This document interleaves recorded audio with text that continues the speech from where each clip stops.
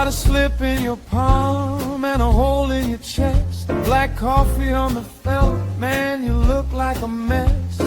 3-team parlay turned to dust in your hand. Now you stare at the chips like they made you this man.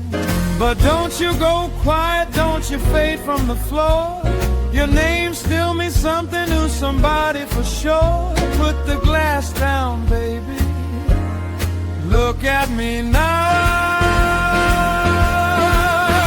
Hold on, hold on. Not tonight, not now. Hold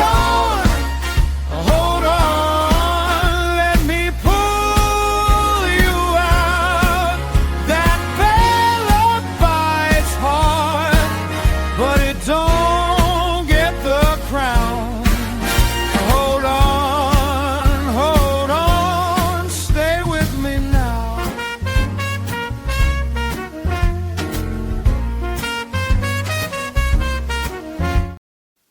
What's up, everybody? It's Toad back with you with Toadstool Sports for Saturday, July 18th.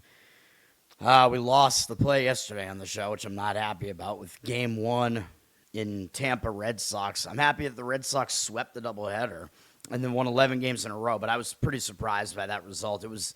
I know it was a 10-0 Red Sox win, but the bullpen for Tampa did give up a lot of that. I think it was 3-0 at the end of 5. So it wasn't as crazy as it looked on the final score in the first 5, but whatever. It was a wrong play, and most of the teams that were in the dreaded return home spots yesterday did lose too. And the play that I almost put on my card won easily, the under in Miami-Milwaukee. So isn't that just great? Then I was correct about 3 out of the 4 WNBA games too. So I hate it, man. I just picked the wrong game, and yeah. I don't know what else to say about that. We have to move on to today. That's all there is to do. I'm going to have a couple of baseball plays here on the board. They're both going to be totals. And then I do have a WNBA play for today as well. And I'm not going to give out a play on the World Cup third place match, although I will talk about it. Charles, what's up? Thanks for hanging out. I don't know. I just don't really care who wins that game. It doesn't even matter. All right, Pittsburgh and Cleveland, they're going to have a double header here because yesterday's game got postponed due to air quality because the Canadian wildfires are smoking out the Great Lakes region of the U.S. and up here to some degree as well. It's still ridiculous to me, though, that they can't even play a baseball game. Like, what are we doing here, man? Like, baseball games get canceled and for whatever reason now, for like any reason possible. Oh, there's smoke in the air. We're going to cancel the game now. Just whatever, man. The first game here is the same matchup that I handicapped yesterday. Cleveland is in a return home spot, so, it's still a bad spot for Cleveland, even if it's a day later. They still have some distractions possibly with coming back home and whatever. This pitching matchup is interesting. I mean, it's hard to figure out, really. Of course, no relief pitchers got used yesterday because these teams were still off. So we have rested bullpens. Pittsburgh's is not a very good bullpen, 23rd. Cleveland is 17th. Cleveland is the better bullpen. Pittsburgh is the way better offense. They're number 2. They're also better at home, though, and they're on the road here. Cleveland is 29th offensively. Have no idea if Jose Ramirez is back or not at this point. Pittsburgh is going with Jared Jones. Jones, as I pointed out yesterday, I think he's better than his ERA looks. And if you look at what he did 2 years ago, he was a solid pitcher. He's been derailed by injuries, of course. He missed all of last year. 4.37 ERA, 1.14 whip this year. That whip is pretty good. He's also been better on the road this year, 3.94 road ERA. Although his opponent batting average is actually not better on the road. As I pointed out yesterday, though, we have to kind of figure out how he's going to respond to his last start because he had a perfect game through 6 innings against the Braves, and the manager took him out of the game. So how is he going to respond to that? Like, I like to tread really lightly with a guy that loses a no-hitter or a perfect game late in the game because I think that could, like, hang them over into the next game. With Jones, I'm not so sure that that's going to happen. Like, he only threw 77 pitches. He did not give up anything in the game, and the manager took him out, so maybe he's just itching to get back out there and pitch well and prove something again, you know? So I could see that going both ways for him. I could see him being hung over after that, or I could see him really being motivated after that. I don't know which way it's going to go, but obviously that was his best start of the season. He was pretty good in his last 2 starts. He's got a low hit rate so far this season. His walk rate is fine as well. Strikeout rate is relatively high. So, I mean, his numbers across the board don't look too bad here. Cleveland only has 2 hitters who have faced him, but they have done damage. Bailey and Hoskins, 429 average, 1,500 OPS, 1-1 strikeout walk ratio. It's such a small sample size. I don't think there's that much to take away from that. Like, I think this shouldn't be that bad of a matchup for him against this offense. Gavin Williams is pitching for Cleveland. He's having a good season. He's the more proven pitcher of the two. 3.81 ERA, 1.15 whip, 3 ERA at home. He's been good at home. 11 strikeouts in his last start against Minnesota. So he was dealing in that start. He's been pretty good pretty much most of the season. That was one of his best starts of the season. He's got a low hit rate on the season. His walk rate isn't too bad. He's got a lot of innings, and he's got a lot of strikeouts too. Guys like this, I mean, he's young still, so you got to watch his inning count like as the season progresses. Like, I think once these guys get to about 150 innings, if they haven't done that before, you might have to start like worrying about that. Not yet though. And these guys are coming out of the All-Star break, so they should all be relatively rested here because they haven't pitched for a while. His numbers against Pittsburgh, 23 at-bats. It's a small sample. 5 hitters have faced him. Most of it is Brandon Lowe, really, who does have a home run off him. 261 batting average overall, 900 OPS, 6-1 strikeout walk ratio. Again, it's a small sample size. The numbers aren't great, but I could see both pitchers pitching well here. The money is seemingly indicating towards the under, which was kind of the way I was leaning yesterday. It's a low total of 7.5. Odds makers kind of telling you they think it's going to be a low-scoring game. A lot of Cleveland home games tend to be low-scoring. They don't hit well. Pittsburgh doesn't hit as well on the road, at least. 55% of tickets, 50% of the cash on the over here. Money is also backing Pittsburgh. 63% of tickets on Cleveland, 54% of the cash on Pittsburgh. I could see the argument for it just being that could be a close pitching matchup, and it's about the situation with Cleveland still being in a return home spot here. The thing I would say is if you're going to play Pittsburgh, I would say you should do it in the first 5 innings because they do not have a bullpen advantage here. But I think maybe the under is the better way to look at it. You could go under first 5 innings, but you're probably looking at a 3.5 there. That would just be the way to get Pittsburgh's bullpen out of there because I don't really trust them. But at the very least, they're rested here, though. And as I pointed out yesterday, teams that are coming off these extended breaks, the offenses can be a little bit slow to start, too. So just something to keep in mind. I think we did see more lower-scoring games than higher-scoring games yesterday for the most part. So I think that kind of remained true, although you can't really just look at one day to know that. Yeah, I mean, we saw the sky looked like fire. You got to get on Twitter, man. Like, the entire sky was orange for like 2 days here.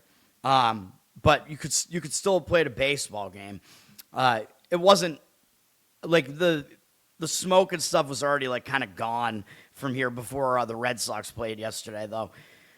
All right, Minnesota and the Cubs. This game, or this series, I mean, feels like we might be able to find some overs that could happen here. Yesterday's game didn't.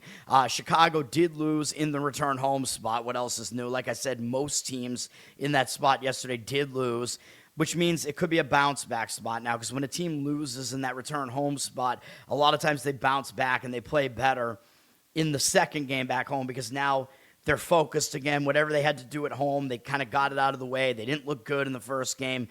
They can tend to bounce back here. I'm not gonna bank on the Cubs actually doing that here, but just generally that is something to look at as a situation. The Cubs used 4 relief pitchers yesterday. Minnesota also used 4.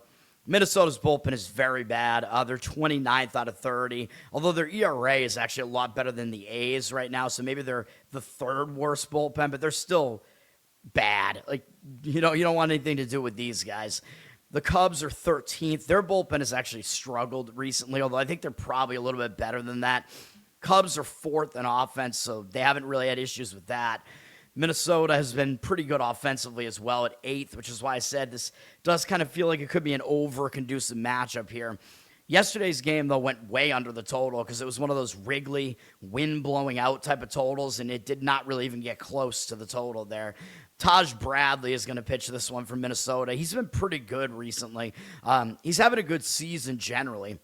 He had like one bad stretch where I gave out a couple of plays on him during that bad stretch. 3.59 ERA, 1.22 whip. Pretty good. He's a little bit worse on the road. 4.06 road ERA. He's pitching well, though. Like, his last few starts have all been good.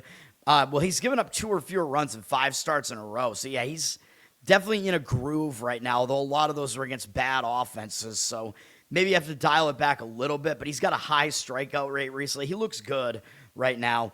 He's got a high strikeout rate on the season, a low hit rate, so that does tell you he has talent. He has the ability to fool hitters. His main issue has always been the walks. His walk number is a little bit high, so he's got some control issues, but generally he looks pretty good. His numbers against the Cubs are kind of mediocre in 27 at-bats, 259 average, 792 OPS allowed is a little bit high. 10-2 strikeout walk ratio is not bad. You know, I mean, what I would say about this is he's pitching better now than he has in his career so far. So we're getting possibly the best version of Bradley the way that he's pitching right now. So he might be on the better side of these numbers here. So I might lean more towards him pitching well here than not. Matthew Boyd is pitching for the Cubs. He's been injured for most of the season. When he's pitched, he's been mostly all right. 4.5 ERA, 1.28 whip.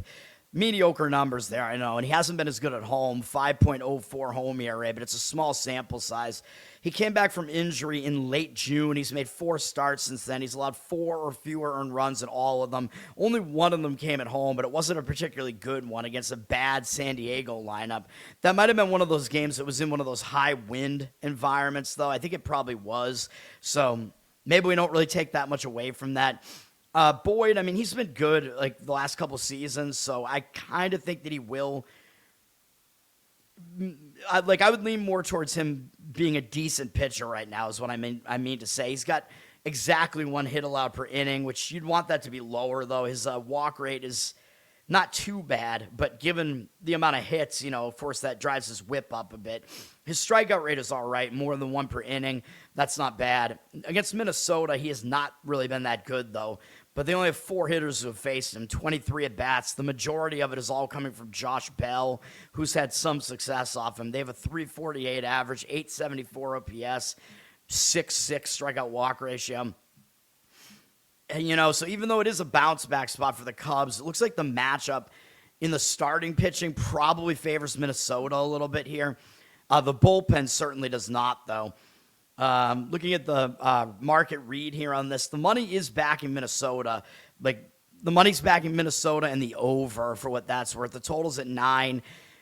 I could see the argument for the over just being that, you know, I mean, both pitchers maybe could be hittable enough that we get to the bullpens and then the thing goes over, although I don't know, man. Obviously, Boyd doesn't have good matchup numbers, but it is a small sample size. 53% of tickets, 83% of the cash on the over, but the money indicating on Minnesota might be where I would look in this game. The Cubs, 72% of the tickets, but 57% of the cash on Minnesota. Nobody really wants Minnesota here, even though it is a bounce-back spot for the Cubs. They're about minus 140 something or so. I think Minnesota in the first 5 might be worth a look. I think Bradley might be able to outpitch Boyd here.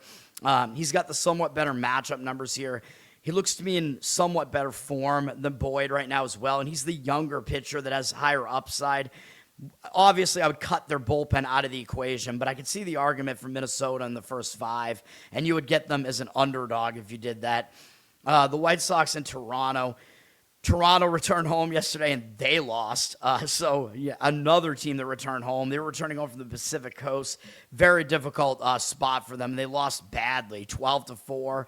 So it could be a bounce-back spot. Again, when you have that return home spot and you lose, the more embarrassing the loss, I think the more likely it is you're going to be able to bounce back. The problem is, if you want to bet Toronto here, you got to back Shane Bieber, and he does not look like he's back, man. So I would be very hesitant to do that. Toronto, they have a decent bullpen. They used 4 guys out of the bullpen yesterday. They did not use their closer, Varland. They have the better of the 2 bullpens, though the White Sox bullpen hasn't been that bad, really, either. They used 3 guys out of their bullpen. The Blue Jays have the 11th ranked bullpen. The White Sox are 18th, but there isn't that much of a disparity between the two. Blue Jays are slightly better. The White Sox are the better offense. They're tied in 9th with Milwaukee. Toronto has struggled basically all season at the plate. They're 26th, not very good. They could use Bo Bichette right now, maybe, although his offense hasn't been good either with the Mets. Chicago is going with Davis Martin here.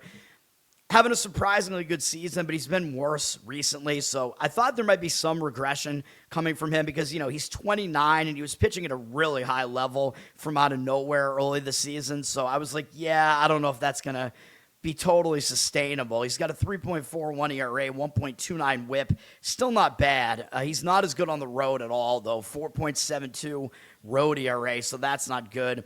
Martin really hasn't been good over his last couple outings, so not a good sign. It was against Cleveland and the Red Sox. I mean, not exactly elite offenses there. His team has lost 4 of his last 5 games. He got shelled by the Yankees a little while back, but I was willing to give him a pass for that because that's just not an easy task to have to go into the Bronx and pitch. And he actually was okay in the 2 starts after that. But generally, I don't know, man. He's not in good form right now. His walk rate's gone up. He's got a reasonable hit rate here. His walk rate is not too bad, but it's getting a little bit higher here. His strikeout rate is mediocre as well, so I don't know. I think he is more of a mediocre pitcher. He does have decent numbers against Toronto, though. 27 at bats, 259 average, 671 OPS allowed, 7-5 strikeout walk ratio. That's not a good ratio, but the rest of those numbers aren't too bad. And he might be able to outpitch Shane Bieber. I mean, Bieber, he's been great, really, throughout his career, but he's been completely derailed by injuries. And last year, he came back from injury after missing a lot of time, and he looked good last year when he was out there, but he got injured again, and he has not returned to form at all, where I keep saying I think he will because he's only 31, so he's not really that old. I keep thinking he's going to be back in form at some point. He is not right now, though. 7.64 ERA, 2.04 whip. He's been better at home, although that's relative. A 6 ERA is not good. He's not going deep into his outings so far. He's only made 4 starts so far, but Toronto's lost 3 of them. He wasn't really that great against San Diego last time out. His walk rate's been really high. He's given up a lot of hits, too. His strikeout rate looks like it's a little bit down. There's really not a lot to like about what he's shown so far, so that's not good. I mean, again, I think at some point he might bounce back and start pitching better, but we have no idea when that's going to be.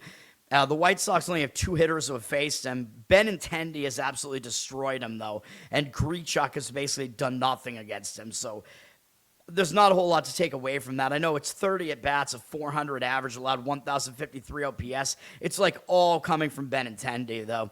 5 strikeouts, 1 walk here. I mean, if you want to go player props and go with Benintendi, to go over his hits plus runs plus RBIs, you could have at it. I mean, he does well against Bieber, even when Bieber was good. But I don't know that this means that Bieber is necessarily going to be really bad against the entire White Sox lineup because most of them haven't even seen him, which is kind of interesting because Bieber spent most of his career in the White Sox division on Cleveland. So it's kind of weird they really don't have many guys remaining from a few years ago that have seen Bieber. So I found that to be a little bit odd. I'm not doing anything with this game. This game's pretty hard to predict for me. The money is backing Toronto here in the bounce-back spot. They're a home underdog. White Sox are minus 116 or so on the road here. 67% of the tickets on them. 71% of the cash on Toronto. The money is also on the over 8.5 for whatever that's worth. But money seems very strong on Toronto here. But you just saw what I showed you with Bieber. Like, do you really want to back him right now? Like, he's not really showing any signs of being back right now, so I would not be able to do that. I might lean to the White Sox in the first 5 just because I think they have the better of the matchup there with Martin over Bieber. He has the better matchup numbers against Toronto, too, so White Sox first 5. maybe a slight lean there. Wouldn't really want to deal with their bullpen, even though it's not a bad bullpen. They don't really have an advantage there. So, yeah, I mean, it's a difficult game to figure out. Cincinnati at Colorado. Colorado returned home from a road trip and lost yesterday. Again, what else is new? That was happening all across the board yesterday, and not in the game that I gave out a play on, so that's just great. Reds won the game 7-2. I mean, Colorado's not a good team, obviously, but I thought Colorado had a chance to do something yesterday. They were actually a favorite, and they had one of their talented young pitchers on the mound, and they still didn't get it done. They used 3 relief pitchers yesterday. These are 2 bad bullpens. Cincinnati only used 2, so I mean, they're rested, but I would not back these bullpens. Colorado, 28th in bullpen. Reds, 25th. Not a whole lot better there. Rockies have had the better offense. They're 5th. The Reds are 21st, tied with the Red Sox now, the 2 red teams. Rhett Lauder is pitching for Cincinnati. I have no idea how deep he's going to go into this outing. He was starting for most of the season, and then they were using him out of the bullpen the last couple times he pitched, so I really have no idea how many innings he's going to go in this one. They might be going with more of a bullpen game here, which obviously is not good. Although, either way, I don't think it's good. Like, if they leave him in, is that really even good? Probably not. Lauder has a 4.91 ERA, 1.54 whip is really ugly. He's been really bad on the road, 6.75 road ERA. None of that is good. I know his last appearance was out of the bullpen because I had that game on for a little while. Or actually, was it 2 starts ago? I forget. I saw one of these games recently, and I know he was pitching out of the bullpen. So, unclear how many innings he's going to go. He's gone more than 5 innings only a couple of times this year. He was doing it more early in the season. I have no idea, but I lean towards not getting a whole lot out of him here. He's got a high hit rate, a high walk rate. I mean, these are bad numbers here. His strikeout rate is not particularly good either. Numbers against Colorado, not much. Only Willie Castro's ever faced him. He's 1 for 2 with an RBI single and a strikeout against him. But I lean towards Lauder not pitching well here, even though he does have an unfamiliarity advantage here. I'm just not sure that's going to be enough. And, of course, in Colorado, you got to gauge how much of a fly ball pitcher is he. Lauder is not really an extreme fly ball pitcher, so he doesn't exactly line up horribly, specifically in Coors Field, but I still don't expect much out of him here. Colorado's going with Tomoyuki Sugano, who is coming off the injured list. I keep calling it the disabled list. Oh, we can't use that terminology anymore. Sugano, he's been mediocre. I mean, he's probably been better than expected, having to pitch at Coors Field, 4.8 ERA, 1.32 whip. Not great, but not exactly like we need to get this guy out of here right now. He's actually been better in Coors Field, 4.14 home ERA, so kind of crazy. He's been better at home. Hasn't been good recently, but he was maybe dealing with an injury, which is why he went on the injured list here, the disabled list. 2 of his last 3 starts were pretty bad, but one of them was in the A's stadium, so I'm willing to give him a pass for that. The other one was at Minnesota. A lot of high-scoring games happen in Minnesota, too, although, of course, Colorado is very score-heavy as well, obviously. His overall numbers, I mean, they're not great, obviously. He's got a high hit rate. His walk rate's not bad, though. Strikeout rate is very low. I mean, he does not strike out anybody. And he is a fly ball heavy pitcher, which is why we thought he was going to do really bad in Coors Field. But he really hasn't. He's been okay in Coors Field this year, although his home run rate is still a bit high here. What are we going to get out of him here? I have no idea. And, you know, I talk about guys coming back from the injured list. Like, a lot of times I actually like backing a veteran pitcher coming off the injured list because they're usually ready to go. They're pumped about it. They get excited to be back out there. I don't know what's going to happen with Sugano because he's definitely a veteran professional pitcher, but he spent most of his career in Japan, and this is only his 2nd season in Major League Baseball, so I don't know. But, I mean, he's kind of been through it all at this point, so who knows. His numbers against the Reds actually really 26 at most of their hits. Even though it's not a huge sample, they have no extra base hits against him. 115 batting average, 322 OPS, 4-3 strikeout walk ratio. I mean, the ratio there isn't good, but the rest of those numbers are pretty good, so he might be able to match up okay against Cincinnati here. On the surface, I first saw this, and the game looked like an over to me, though. But the total is ridiculous. It's 13. I mean, it seems pretty unplayable at 13, really. Even though I know when the odds makers put up a high total like that, they're telling you something with that number. The money is all coming in on the over, too. 69% of tickets on the under, 77% of the cash on the over. I would not play the under, I'll tell you that, but I don't really want to play the over here either. There is the potential that there are fewer runs scored earlier in this game. Money's also backing Cincinnati, which I don't really see that. 62% of tickets, 72% of the cash on Cincinnati. I don't like that. They're a favorite on the road, a small favorite. To me, it looks too easy to play Cincinnati. Like, nobody's going to want to play Colorado here. I think there might be maybe a look towards Colorado because they're in a bounce-back spot after losing in the return home spot yesterday. I think Sugano might actually have the upper hand in the starting pitching over Lauder. And we have more matchup stats to use for Sugano there. So Colorado first 5 actually is probably what makes the most sense to me in that game. I think that's what I would do if you forced me to play this game. Colorado as possibly a slight underdog in the first 5.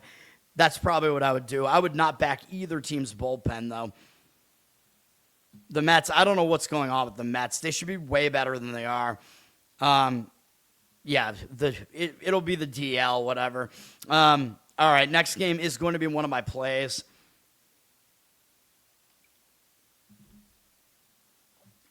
Philly and the Mets. Speaking of the Mets and Philly, I'm going to take this game over the 8.5 here.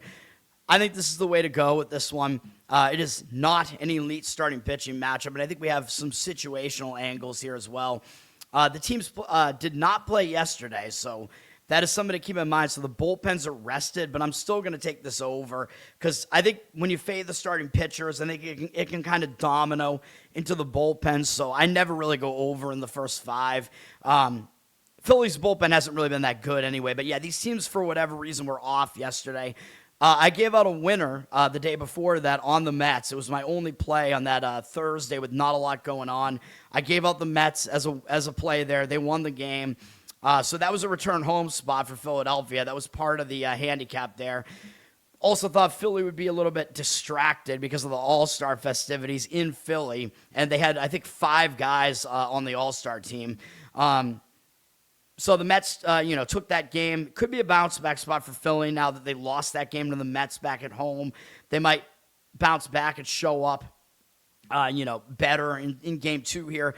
Obviously, Philly has the better starting pitcher here, but I'm going to fade both of these guys here. As far as the bullpens, like I said, yeah, they're rested. The Mets bullpen, they're ranked 9th, but their ERA is at 4 right now, so they haven't been quite as good recently. Going into the All-Star break, they really weren't pitching that well. Philly has not really been that good out of the bullpen. They're 20th. They have a mid-4s ERA, so I'm okay with fading these bullpens here in this spot like this. But again, it's mostly about the starting pitching just not lasting that long into this game. I know the Mets have been bad offensively. They're 28th, but they've at least climbed out of the complete cellar offensively. Philly's 24th, but these teams both have more talent offensively than what that would tell you. And Philly has been better at home, at least, hitting. And they should be able to get something against Sean Manaea, who is not really that good. 4.56 ERA, 1.32 whip for him. Manaea, he's basically in the Mets rotation because they got a bunch of injuries and stuff, and they just don't really have a choice. I mean, he was mostly being used as a long relief man for them for a while. He's been, serviceable as a starter, but he's not great. He is actually a little bit better on the road, 4.3 road ERA, but I'm not sure that's going to be enough.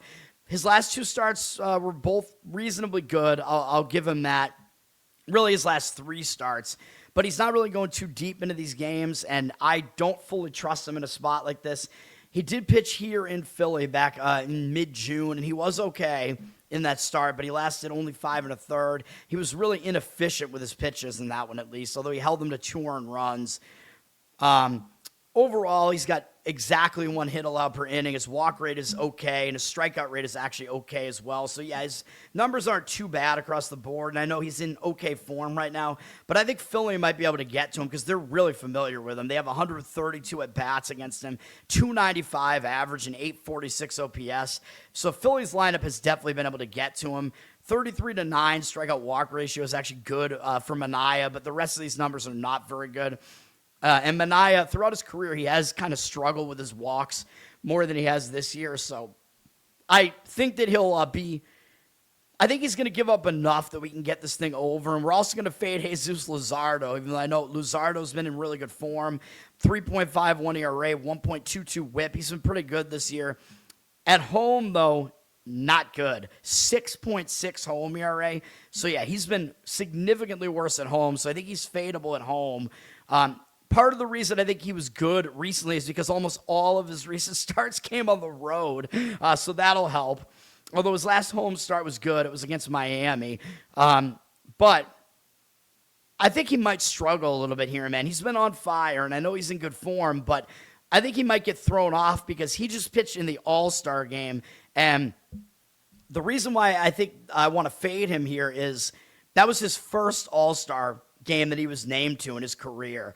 So I think that is a spot where you want to fade a guy coming off of that because that can be a big distraction the first time you get named to the All-Star team. I think if it's like a guy that's been named to the All-Star team a whole bunch of times, I don't think it really affects him anymore. But for Luzardo, that was the first time getting named to it, and he got to pitch an inning. He pitched a clean inning in the All-Star game at home, by the way. I think that's bad. I think it's going to be a distraction for him. I think it might be a little bit of a letdown or a hangover spot coming out of that, so I don't like that. He did pitch here in the stadium against the Mets back on June 28th. He pitched at the Mets. Sorry, my mistake. He was at the Mets, and he did have a lot of walks in that game, although he held them to 1 run in 5 innings. His wildness was a bit of an issue there. And overall, he's actually had some issues against the Mets. They have 111 at-bats against him, 288 average, 781 OPS. So the Mets have actually had the upper hand hitting against Luzardo. 20 strikeouts, 12 walks, also not a good ratio, though a lot of those walks are Juan Soto. But yeah, I think both offenses actually have the edge in this one. I'm going to fade both starting pitchers here. I think you fade them both here. There's a little bit of a situational angle there to fade Luzardo. The money seems like it agrees with me, at least for now. 60% of tickets, 77% of the cash on the over. That is what we're going to go with. Philadelphia is pretty heavily favored here at minus 160 something. They're very public as well. 88% of tickets, 92% of the cash. I know I said it's a bounce back spot for Philly. Luzardo is better than Manaea. I don't think I want to back Luzardo in a spot like this, though, for all the reasons I just stated. So I'm staying off the side there. Also, I think the price is probably too high on Philadelphia there. But yeah, over is the play in that one. It's a reasonable total at 8.5 too. All right, Tampa Bay and Boston on ESPN. Red Sox have an 11-game win streak now, and they won both games yesterday. Jake Bennett was awesome, dude, in that game. I gave out that play on Tampa in that first game. Bennett, I mean, yeah, he was excellent in the game. What else can I say? He was one of the main reasons the Red Sox won that game. Game 2 was weird in that, like, all the runs in Game 2 scored early in the game, and then the bullpens pitched well in that game. I don't know what to make of that, but what we can say is the bullpens are not in a good rest scenario here because basically everybody came out of the bullpen yesterday. However, the good thing for the bullpens is they didn't have to pitch for a few days, you know what I mean? So the bullpens, even though they got used yesterday, some of these guys are probably going to see action again today. The Red Sox used 7 relief pitchers in the doubleheader yesterday. And Tampa Bay, I think, used 5 or 6. They only used 4. So Tampa Bay's bullpen's a little bit more rested, but the Red Sox are the better bullpen in general. They're ranked 2nd in bullpen. They have the 3rd best bullpen ERA right now. Tampa Bay is ranked 7th, but their bullpen ERA is not really that good. So I think they're probably a little bit worse than that. But, you know, I don't think there's a huge bullpen edge for the Red Sox, given that they used everybody yesterday. Tampa's been the better offense for the whole season. They're at 12th, but this Red Sox pitching staff has shut down opposing offenses this season, man. Even with all the injuries the Red Sox have, the Red Sox offense is starting to climb up a little bit. They're 21st. Obviously, they put up a decent amount of offense yesterday. They're tied with the Reds. This game looks like it might have some more offense. I mean, we have a high total here.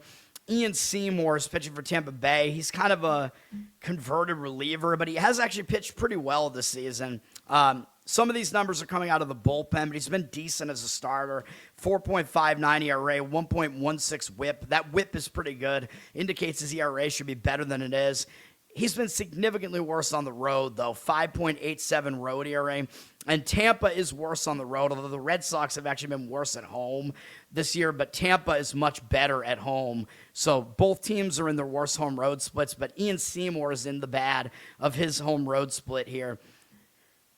He wasn't good in his last start at home against Seattle either, but he was really pitching well the couple starts prior to that. He had 3 really good starts in a row pretty much prior to that with a ton of strikeouts against the Yankees. But maybe he's fallen out of form. I mean, that game against Seattle was not good. Overall, he does have a low hit rate. His walk rate is reasonable. It's not too bad. Strikeout rate is high, too. So he has been fooling hitters, so at least there is that. The Red Sox also, they've had no success off him. Red Sox have 18 at-bats, and they have no hits. 7 strikeouts, 1 walk, and that's it. 0 average and 0.53 OPS. So Seymour has done well against the Red Sox, at least, but it's a small sample. Red Sox are going with Patrick Sandoval because the Red Sox have no other option right now. I don't think he's good, man. I really don't. You look throughout his career, he's been mediocre at best. Like, his whip is really not good throughout his career. I know he pitched fine last time out at the White Sox. Not really that easy of an undertaking. Murakami was still out of the lineup then, though. He did not make it 5 innings in that game, but he pitched well enough, and the Red Sox got the win. The bullpen gave up nothing behind him. I don't know what he's going to do here, though, man. I mean, again, he's only in the rotation because half the Red Sox rotation is hurt right now, so it's unfortunate. His numbers against Tampa Bay, they are good in 28 at-bats. They only have 4 guys who have faced him. 7 strikeouts, 2 walks, 179 average, 590 OPS. I still don't trust Sandoval, though. I don't like it, man. I think if I was going to play this game, probably I'd be looking at Tampa in the first 5 here. I think Seymour should be able to outpitch Sandoval here. He's the more trustworthy of the 2 pitchers. He's got the better stuff. He's more proven at this point, even though I know he's kind of a converted reliever in this battle of lefties here. Red Sox are favored at about minus 112, maybe even a little bit higher than that, I guess. Now, the Red Sox, what I will say, which I kind of mentioned yesterday, was that one thing is the public might have a tendency to want to look towards Tampa Bay a little bit here because Tampa Bay has the way better record, so it's like, why are the Red Sox favored? You know what I mean? And I keep telling you, the odds makers are telling you, the Red Sox are not that much worse than Tampa Bay. However, I think I would fade the Red Sox in this spot. 71% of tickets, 64% of the cash on the Red Sox. So it looks like the Red Sox are actually the public side here, even though I don't think it totally makes sense. Like, the line looks a bit misleading, so I wouldn't have expected the public to be that heavily on them, but whatever, man. The way I look at it, I think Tampa Bay in the first 5 might make the most sense there, and then just avoid what might happen with the bullpens because the Red Sox still might have a bit of a bullpen edge there. But I'm not going to touch that game. Garrett, what's up? You're tailing that over. All right. The Braves, are they back? I don't know. I mean, they're a decent team. I don't know what you're going to get out of the Braves in this one. Texas at Atlanta. The Braves won in the return home spot yesterday, 15-1. Although, I mean, it was Chris Sale against Cal Quantrill, man. I mean, I expected it to be much lower scoring, but I didn't think that the Braves were going to lose the game, which, of course, they didn't. But, I mean, you should not lose when you have Chris Sale on the mound, and they do not have Chris Sale on the mound this time. After a game like that, maybe there is some value on Texas after that. However, Texas, they used 3 relief pitchers yesterday. Their bullpen has not been good recently. Atlanta only used 1. Atlanta has the number 1 bullpen in baseball still. Texas, they've been a good bullpen the last couple of years, but right now they're not pitching well. Texas is 14th right now. Yeah, I mean, I don't know, man. I expect Texas to get better again out of the bullpen, but right now they're not really that good. Atlanta's 12th in offense right now, tied with the Rays. Texas is 17th. Texas actually hits better on the road, and Atlanta does not hit as well at home, so keep that in mind. The starting pitching matchup is, I think, pretty unpredictable. Texas has Mackenzie Gore on the mound. he's a decent pitcher. He's got decent strikeout stuff, but he always has wildness issues. He's got a 4.63 ERA, 1.29 whip. Isn't really that bad.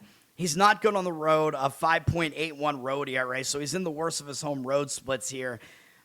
I mean, he hasn't been particularly good recently, although his walk rate has actually been low recently, so there is that. So his wildness has actually gotten a little bit under control, but it looks like he changed something and he became more hittable, which is also not good. Overall, he is still fairly unhittable. He's got a low hit rate on the season. His walk rate is too high, as I said, and his strikeout rate is also high, so he does strike guys out at a decent rate. Numbers against the Braves, they've seen a lot of him because he was on Washington for a while. He has 86 at-bats against them. His numbers are pretty much in the average territory against them. 256 batting average allowed, 773 OPS. So I would say the Braves have like a slight edge against him, but it's not really that much. 24 strikeouts, 8 walks against him. So, I mean, Gore, he is capable of pitching well, but he is in the bad of his home road splits here. Atlanta probably has a slight advantage against him. So, yeah, I would lean slightly against Gore here. But Atlanta's going with Owen Murphy, who we have no idea what you're going to get out of this guy. He's 22 years old. He's already had Tommy John surgery. I looked at his scouting, man, and he's been good so far, but he's only made 2 appearances. He had a 1-inning relief appearance that gave up a run against the Mets. And then he had one other appearance where he had 3 completely clean innings against St. Louis. Both of those are out of the bullpen. So this is going to be his first major league start. I have no idea what you're going to get out of him here, man. I have no idea how many pitches he's going to throw. I don't know if they're going to have him on a short leash here. Honestly, I have no idea. With the Braves having a good bullpen, I think Murphy's probably going to be on a short leash here, man. Like, if he starts showing signs of not pitching well, they're probably going to go to the bullpen. So I have no idea what you're going to get in this game, although obviously his overall numbers look good so far. 2.25 ERA, 0.25 whip. He's only allowed 1 hit in 4 innings so far, 4 strikeouts, no walks.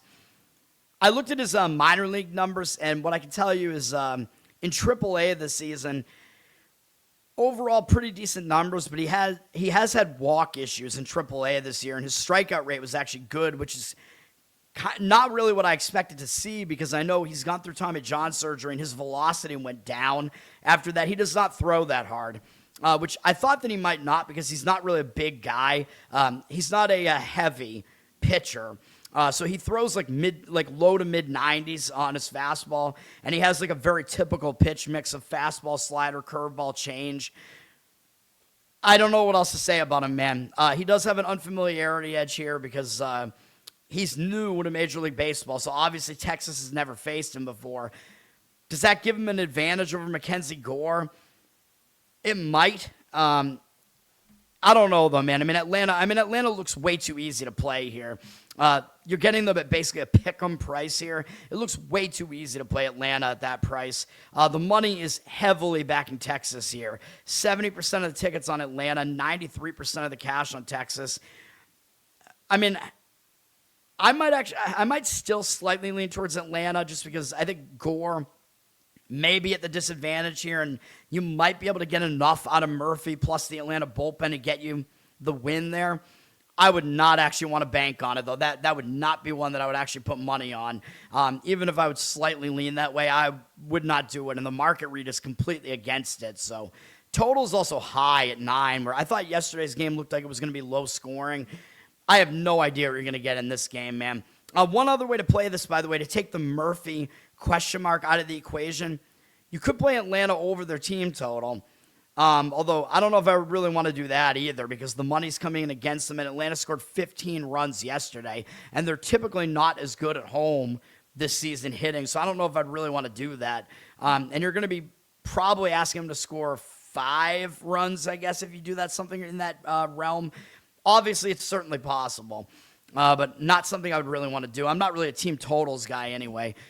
Maybe I should be. I don't know. Baltimore and Houston. Houston returned home from a road trip yesterday, and they lost 3-2. Where that was a game where I think I had a slight lean towards the under in that game yesterday in the first 5, which probably hit.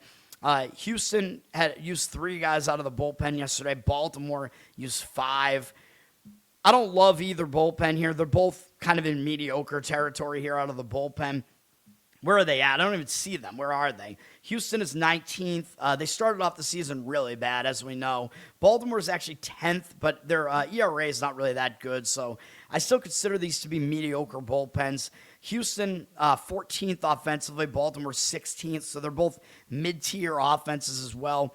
Baltimore's going with Trevor Rogers. Rogers, really good for Baltimore last year. Started off really bad this year, but he started to pitch better recently. He's got a 4.48 ERA, 1.31 whip. I know those are mediocre numbers, but he's been better recently. As you can see, Baltimore's won 4 starts in a row of his, and he's been pitching a lot better. He's allowed 1 or fewer earned runs in all 4 of those, and he was not facing weak offenses either. I mean, we're talking about Dodgers, Nationals, Cubs, Reds in Cincinnati, where he had some walk issues in that one. And the Reds, I know they haven't been hitting that well, but whatever. Rogers, he's basically been good since the beginning of June. He hasn't allowed more than 3 earned runs in any outing. He's got a low-ish hit rate on the season. Now his walk rate is, I would say, still slightly high. His strikeout rate is low, though. He is not striking guys out, which does worry me a little bit with him. Numbers against Houston are pretty solid, though. In 35 at-bats, 171 average allowed, 523 OPS, 16-3 strikeout walk ratio. Not bad numbers there at all. Rogers, yeah, I mean, he's pitching well right now, so he might match up pretty well here as well. He's got good matchup numbers there. So I would lean towards Rogers pitching well. Houston's going with Spencer Arrighetti, who's kind of done the opposite of Rogers. Arrighetti was pitching well early in the season, but I warned about it because he's too wild, dude. He walks way too many guys, and he's been a lot worse recently. He's got a 4.5 ERA, 1.33 whip, so both guys have similar overall numbers on the season, but they're different pitchers, though. And Arrighetti, he strikes out way more guys, but he walks way more guys, and he's heading in the wrong direction. He is better at home, though, 3.22 home ERA, so he's been very good at home. But his walk rate, I mean, this is a major, major concern. 2 of his last 3 starts, he had 5 or more walks. That is not going to get it done at all. That is not good. More walks than innings pitched in both of those. He had 1 good start at home in between those 2, though. Both those starts were on the road, and he pitched well against Tampa at home in between the 2. But he's, he's not really in good form right now, man. He's got a low hit rate. He's been very, very hard to hit. His strikeout rate is pretty good, although not as good as you might think. And his walk rate is really high. Again, that's his main issue is the walks. Again, he's got to do something to fix that. Numbers against Baltimore are actually pretty good. In 34 at-bats, 206 average, 529 OPS allowed, 12 strikeouts, and no walks, believe it or not. So Baltimore has not been patient against him. What do we do with this game? I mean, based on the matchup numbers, it does kind of look like an under. I think I would only go first 5 under, though, if I was going to do that. I do not want to deal with the bullpens here.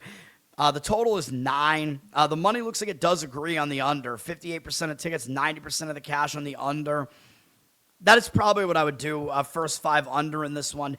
And I agree with Baltimore as well. Houston, 54% of tickets on them. I know they're in a bounce-back spot because they lost in the return home spot, but it was a close game. And Rogers, like I said, he's in the better form right now, so he's trending in the better direction. So I would prefer to back Rogers here. Mr. Rogers, 72% of the cash on Baltimore with 54% of tickets on Houston. Baltimore looks like they're a slight favorite. It's like close to a pick'em price there. Again, I'm just giving you all the info, man, and telling you what I think. Obviously, you can disagree with me if you want. There are many ways to attack these games. So, I think I got nothing else on that one. But, I think I would prefer the first 5 under over the Baltimore side. I think if you do play the Baltimore side, I was going to say maybe you go first 5 innings with it, but Baltimore might have the bullpen edge as well. So I could see an argument for first 5 or full game on Baltimore. The next game up will be my other play. I have 2 baseball plays. This is going to be the other one. And I'm mad that I did not put this on my card yesterday. Miami-Milwaukee. I felt pretty strongly about the under yesterday, and it hit. And I'm going to give it out today in this one. I'm going to go under. Of course, watch this one lose after yesterday's one, and I was very, very close to adding it to the card yesterday and didn't. I'm pissed. We get an 8 on this one, which is fairly reasonable, I think. So I'm going to go under 8 here. I'm going to back the bullpens, even though Milwaukee did use 5 relief pitchers yesterday. But again, they're really rested, dudes. So obviously they could use some of these guys again today. Miami used 4, but again, coming out of a break, the bullpens are still relatively rested, so that's not too bad. We're also looking at 2 pretty good bullpens here, which, again, obviously that's part of the reason I'm backing them is the bullpens are actually good. Miami is 4th, although I don't think they're quite that good. The Brewers are 8th. I think the Brewers are definitely like a top several bullpen, so I'm fine with that. And I like the starting pitching here. We're going to back Max Meyer for the Marlins here. Meyer has been very good this season, 2.58 ERA, 1.11 whip. He's been only a little bit worse on the road, 2.29 road ERA, or 2.92, road ERA. Still good, though. He's still pitching pretty well right now. Now, he's been in good form. I mean, he's allowed 2 or fewer earned runs in all but one start going all the way back to mid-May, and he's only allowed more than 2 earned runs 4 times all season. He's only allowed more than 3 twice.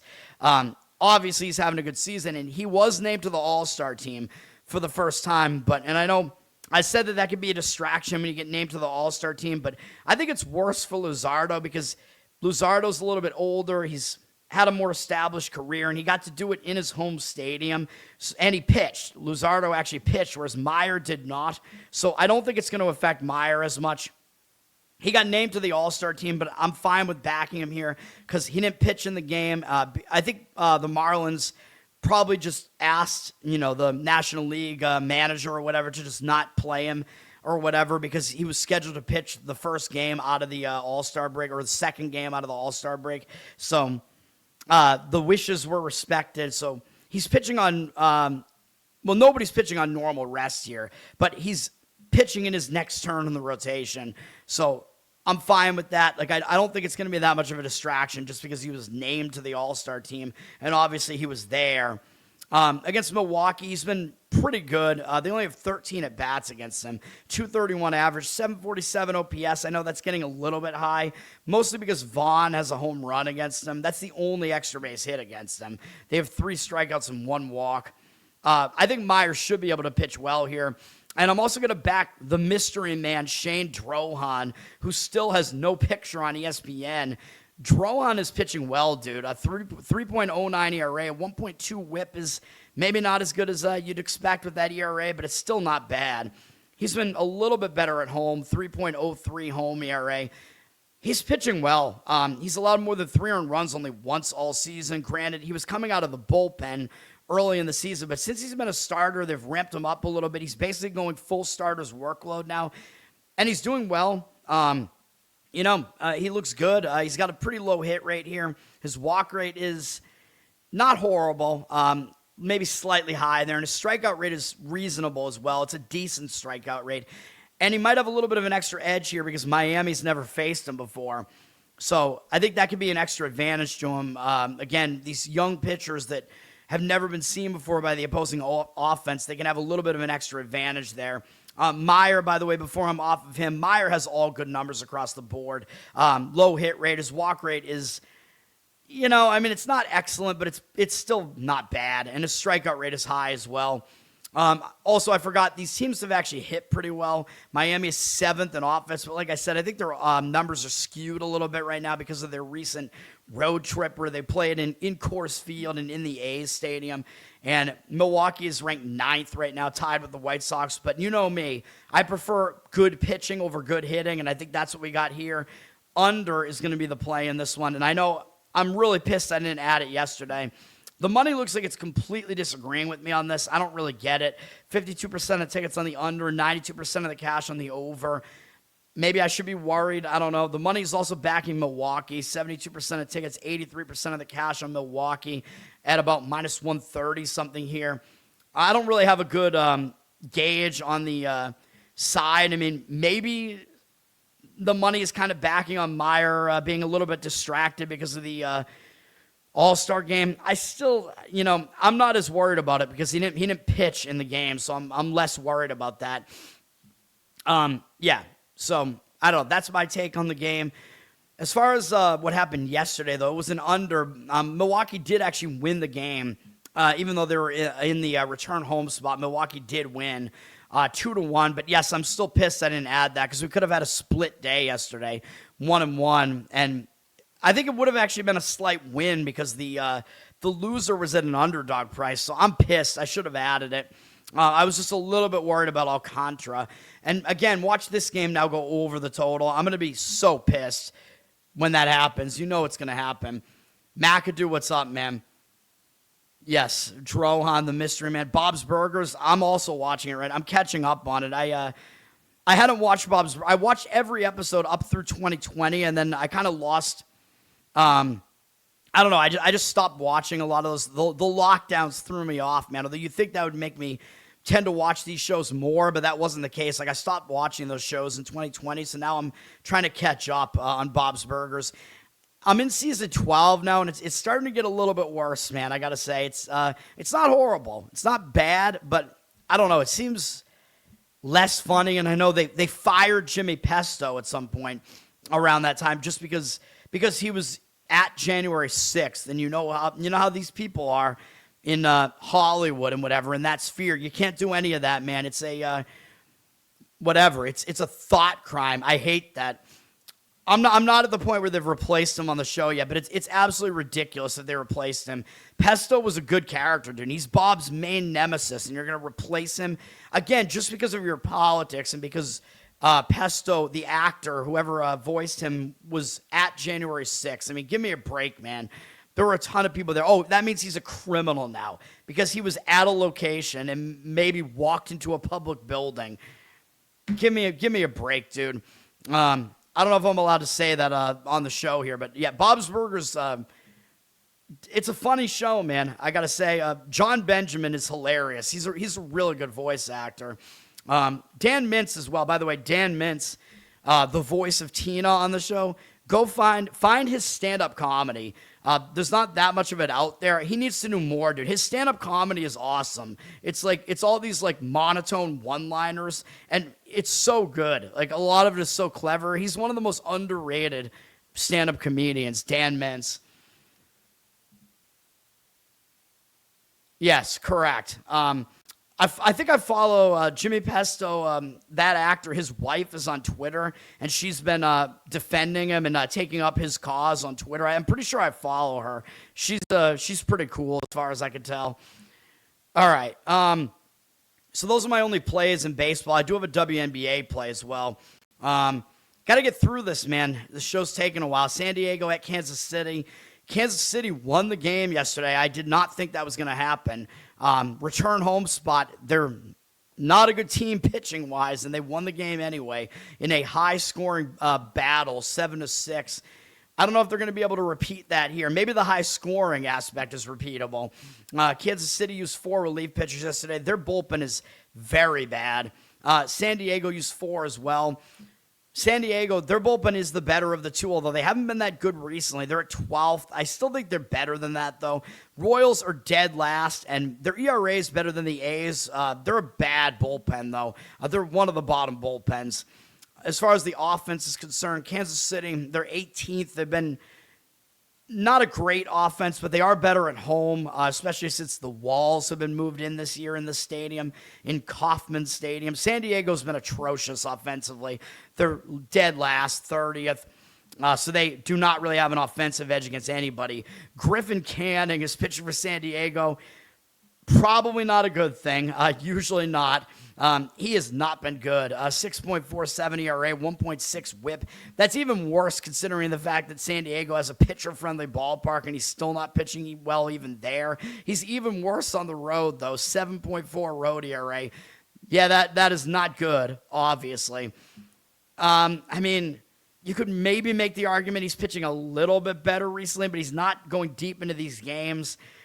Not great, man. I mean, his hit rate is a bit high. His walk rate is very high. His strikeout rate is actually not bad. It's like 1 per inning, basically. So that's not bad. But, yeah, the walk rate is really, really bad.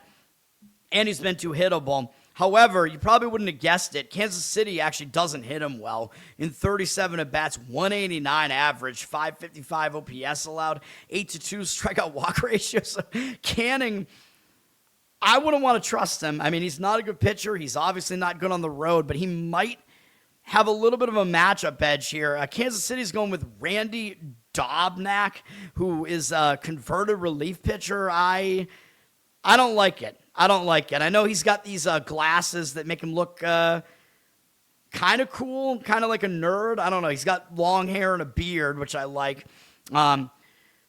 I don't know what we're going to get out of this guy, man. I mean, he hasn't pitched much this year at all. He's given up some runs at home, 4.5 home ERA, has a 1.86 overall ERA, but a 1.34 whip is not good. But he's only made 2 appearances. He had a 4-inning appearance against Tampa Bay and a 5 2/3 inning appearance against the Mets. He was not great against Tampa Bay. He was pretty good against the Mets, although he walked too many guys in that outing. I don't know what we're going to get out of him, man. They actually let him go 95 pitches in that one, so he might actually go a starter's workload here. I believe both of those games were out of the bullpen, though. Yeah. So he worked out of the bullpen in both games. So I would be aware of that because Kansas City might do something weird here. They might, throw an opener in front of him, so just something to be aware of here that he might not actually start the game. So if you're going to play this game in any capacity, I would pick Canning must start for San Diego, but I would not pick a Royal starter here. Really, well, actually, I might not pick either starter here because Canning has actually had an opener come in front of him some of the time too, although I think it's more likely that he's going to start this game than not. Dobnak might not start, though. I have no clue what's going to happen with Kansas City. However, I mean, just on the surface, I mean, this game looks like it's going to be an over. I mean, I don't trust either of these starters. I know Canning does have good matchup numbers here, but I think the over might be the better way to play this game still. The money seems like it agrees with it. 52% of tickets on the under, 93% of the cash on the over. The total's 11, though, which just seems insane for a Kansas City game. But I know they move the walls in, so it's going to be more hitter-friendly. But 11 maybe a little bit extreme. But again, it looks like there are going to be some runs in this game. I don't like the pitching here. I don't like Kansas City's bullpen either. San Diego's bullpen has been underperforming, so I think there are more indicators towards an over here. And I would not disagree with San Diego either. They're getting the money as well. They're a small road favorite. It almost looks too easy to play them, though, which is one concern. That was my concern yesterday with San Diego. Even though it looked like they had the situational edge, the starting pitching edge, it looks too easy to play them because Kansas City has a bad record. The public's not going to want Kansas City.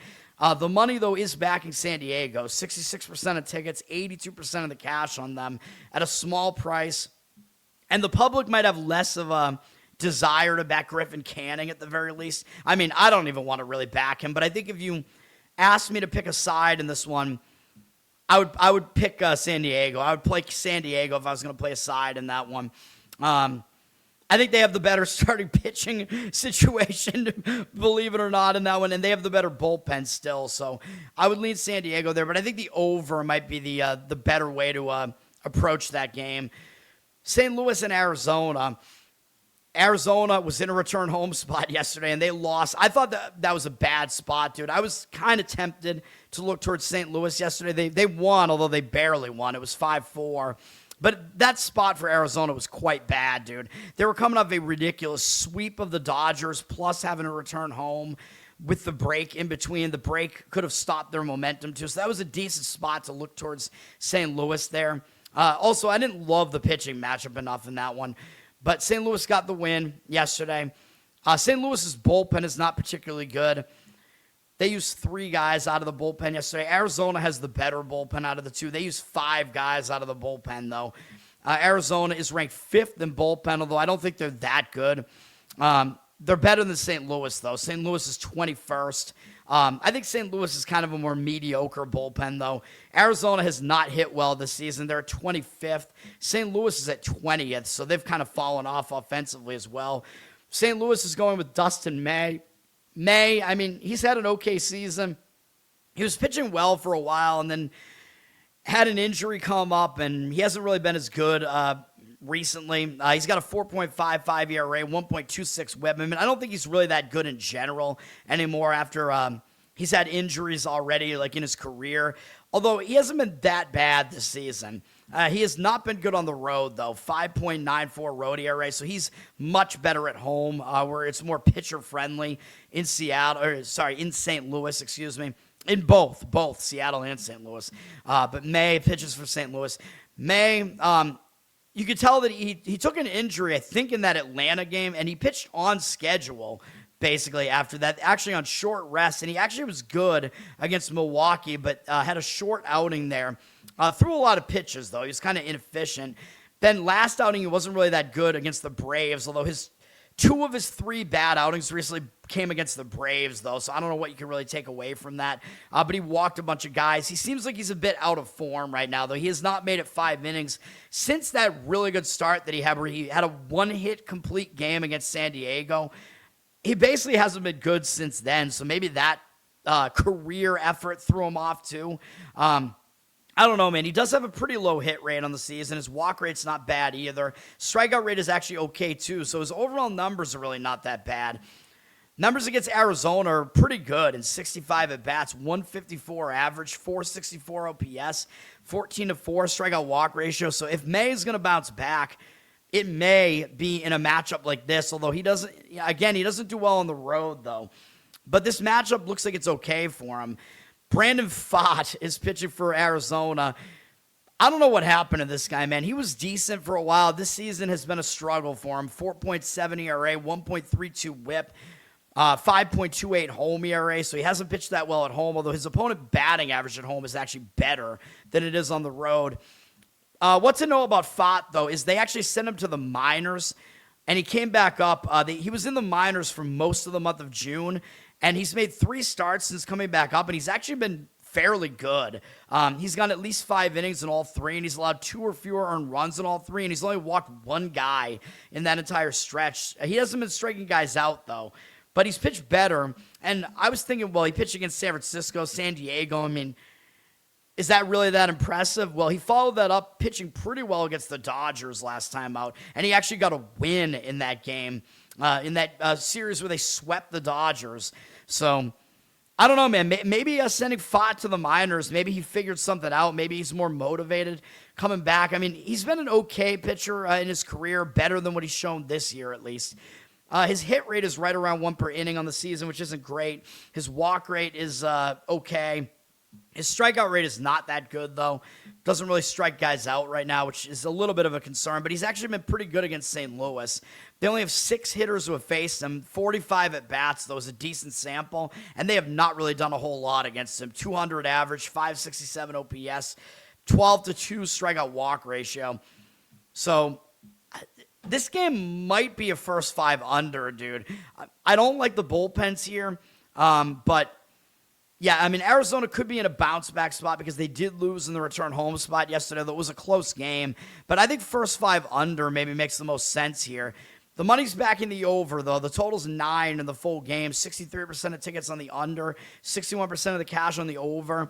But again, I might look towards the first 5 under. I think Pfaadt may have at least fixed something when he was in the minors. I know May hasn't been in good form recently, but he matches up well, at least, against Arizona. And Arizona's hitting hasn't been very good. Arizona's a slight favorite. They're getting the money, 53% of tickets, 60% of the cash on Arizona. I mean, May has had the better season, but Pfaadt is actually in the better current form over the recent starts, so something to keep in mind there. So it looks like the money is kind of backing the current form plus the possible bounce-back spot for Arizona there. It looks like that's where the money is going there. If you're going to play Arizona, maybe you go full game with it because they might have a bullpen edge there, but I don't know, man. Or maybe you just focus on starting pitch. I don't even know, man. I mean, I don't really see a huge edge for them with the starting pitching. Obviously, I'm not playing the game, so. I forgot to talk about Game 2. Sorry, my mistake. Pittsburgh-Cleveland, Game 2. I'll take a break, and I'll do it when I come back. I usually talk about the doubleheader back-to-back. My apologies. I'll talk about it when I come back. But this one actually almost made my card. I do have an angle in this one. I'll be right back.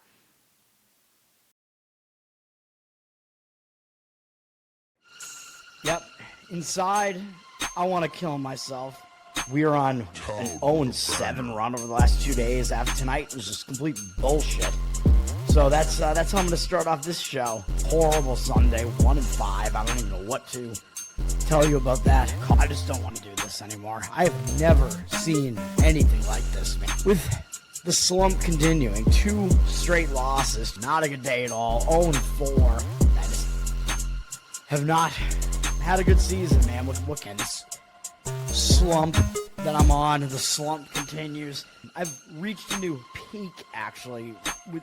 I'm going to burn my Bruins hat, man. I don't know what is going on with the Bruins. March 8th, is that what it is? I don't even know. It's March 9th, I think. Who even knows, man? I don't know what day it is anymore. I don't even know what day it is anymore, man. Back with you after the worst day that I could possibly have. Back with you, as I always am. Until I die, at least. 0-2 yesterday, and yesterday did not go well for me. 0-5. The worst month that I've ever had in my 18 years doing this. I don't know what to even tell you about this anymore. Broke the slump yesterday as the slump discontinues. The slump continues. Somebody fucking kill me, please. I don't even know what I should do at this point other than potentially end it all. All right. Pittsburgh-Cleveland, Game 2. As I already mentioned, Pittsburgh has the way better offense than Cleveland, but Cleveland has the better bullpen. So something to keep in mind. I always mention with Game 2s, I tend to lean overs in Game 2s because the bullpens tend to get used in Game 1. So Game 2, I think, has a little bit more of a tendency to go over. But again, you don't really know until Game 1 happens, really. And yesterday, if you had the over in that Red Sox-Tampa Game 2, it was looking like a sure thing, man. I mean, you had 8 runs in the first, 3 or 4 innings of that game, and then no more runs scored. And I think the game actually wound up going under. Kind of ridiculous. Or it landed right on the total. I forget. This game, though, my angle would be to look towards Pittsburgh here. I like Braxton Ashcraft, dude. I think he has the advantage here. I think if we're going to play Game 2, I would play Pittsburgh in the first 5 innings here. I like Ashcraft. He's had a good season. 3.49 ERA, 1.11 whip. Did he get named to the All-Star team? Hold on. I'm guessing he didn't, but let me see. He did. Oh, God. All right. So Ashcraft did get named to the All-Star team, so something to keep in mind. I don't think he pitched, though. But, again, he was a first-time All-Star. So, again, I would say, that could throw a guy off a little bit, mentally, although I know I'm backing Max Meyer today to get us an under. I would still lean towards Ashcraft here as well. He's been good on the road, 3.29 road ERA, 3.49 ERA on the season. I think I might have said that already. 1.11 whip. Good stuff. Wasn't good in his last outing against Milwaukee, and actually 2 of his last 3 outings actually weren't that good in that he gave up some runs against Philly and Milwaukee, but his strikeout-walk ratio was still good in those games, so I think he got a little bit unlucky. It was like everybody that he put on base scored in those games, so seems a little bit luck-oriented. Ashcraft has been good, dude. He's got a low hit rate, low walk rate, high strikeout rate, just good numbers across the board. And Cleveland basically has never seen him. Only Bailey has ever faced him before. He is 1 for 2 with a 2 RBI single. No strikeouts, no walks, but this is a bad lineup. I think Ashcraft should be able to handle them. And again, he has an unfamiliarity edge. These young pitchers, when they are good and they're going up against an offense that hasn't seen them before, usually the pitcher has the edge. So I like how Ashcraft sets up there, even though it was his first All-Star nomination, whatever you want to call it. Logan Allen is pitching for Cleveland. That's a name I haven't heard in a while. Logan Allen has actually pitched once this season, back in May. Was it a relief appearance? I don't know. I think it was a relief appearance. Logan Allen, he was in the starting rotation for Cleveland last year. He really has not been great, dude. He's got some really mediocre numbers throughout his career, 3 seasons in the majors. So there's not really a lot to love about him. He made 1 appearance, like I said earlier this year, and he was actually fairly good. He went 4 innings, allowed no earned runs on 5 hits against Washington, a pretty good offense. This was in Cleveland back in May. 7 strikeouts, 1 walk. So overall, he's got a 0 ERA and 1.5 whip. I don't know what to take away from that. I mean, probably nothing. I mean, I think what there is to look at is just throughout his career, he's been really mediocre. His walk rate, I think, has been a real problem throughout his career. So that's something to keep in mind. Yeah, like his walk rate's been way too high, and he isn't really that great of a strikeout pitcher either. So that's basically what you usually get out of him. Numbers against Pittsburgh, though, not too bad. They have 24 at-bats against him, 250 average, 625 OPS. So he might pitch well here because they haven't seen him in a while, and they haven't really had success against him, but I don't really see it. I think Pittsburgh first 5 is the way to play this one. You might even get them at an underdog price. They're an underdog in the game, although some of that has to do with the bullpen, obviously. Pittsburgh does not have a bullpen advantage, which is why I'm saying first 5. You might have to play them as a favorite. It looks like they are actually a favorite now. They're about minus 115 now, so they're going to be a favorite if you play them in the first 5, but that's what I would do if I was going to play this game. I would play Pittsburgh in the first 5 in game 2 here of the doubleheader, backing Ashcraft.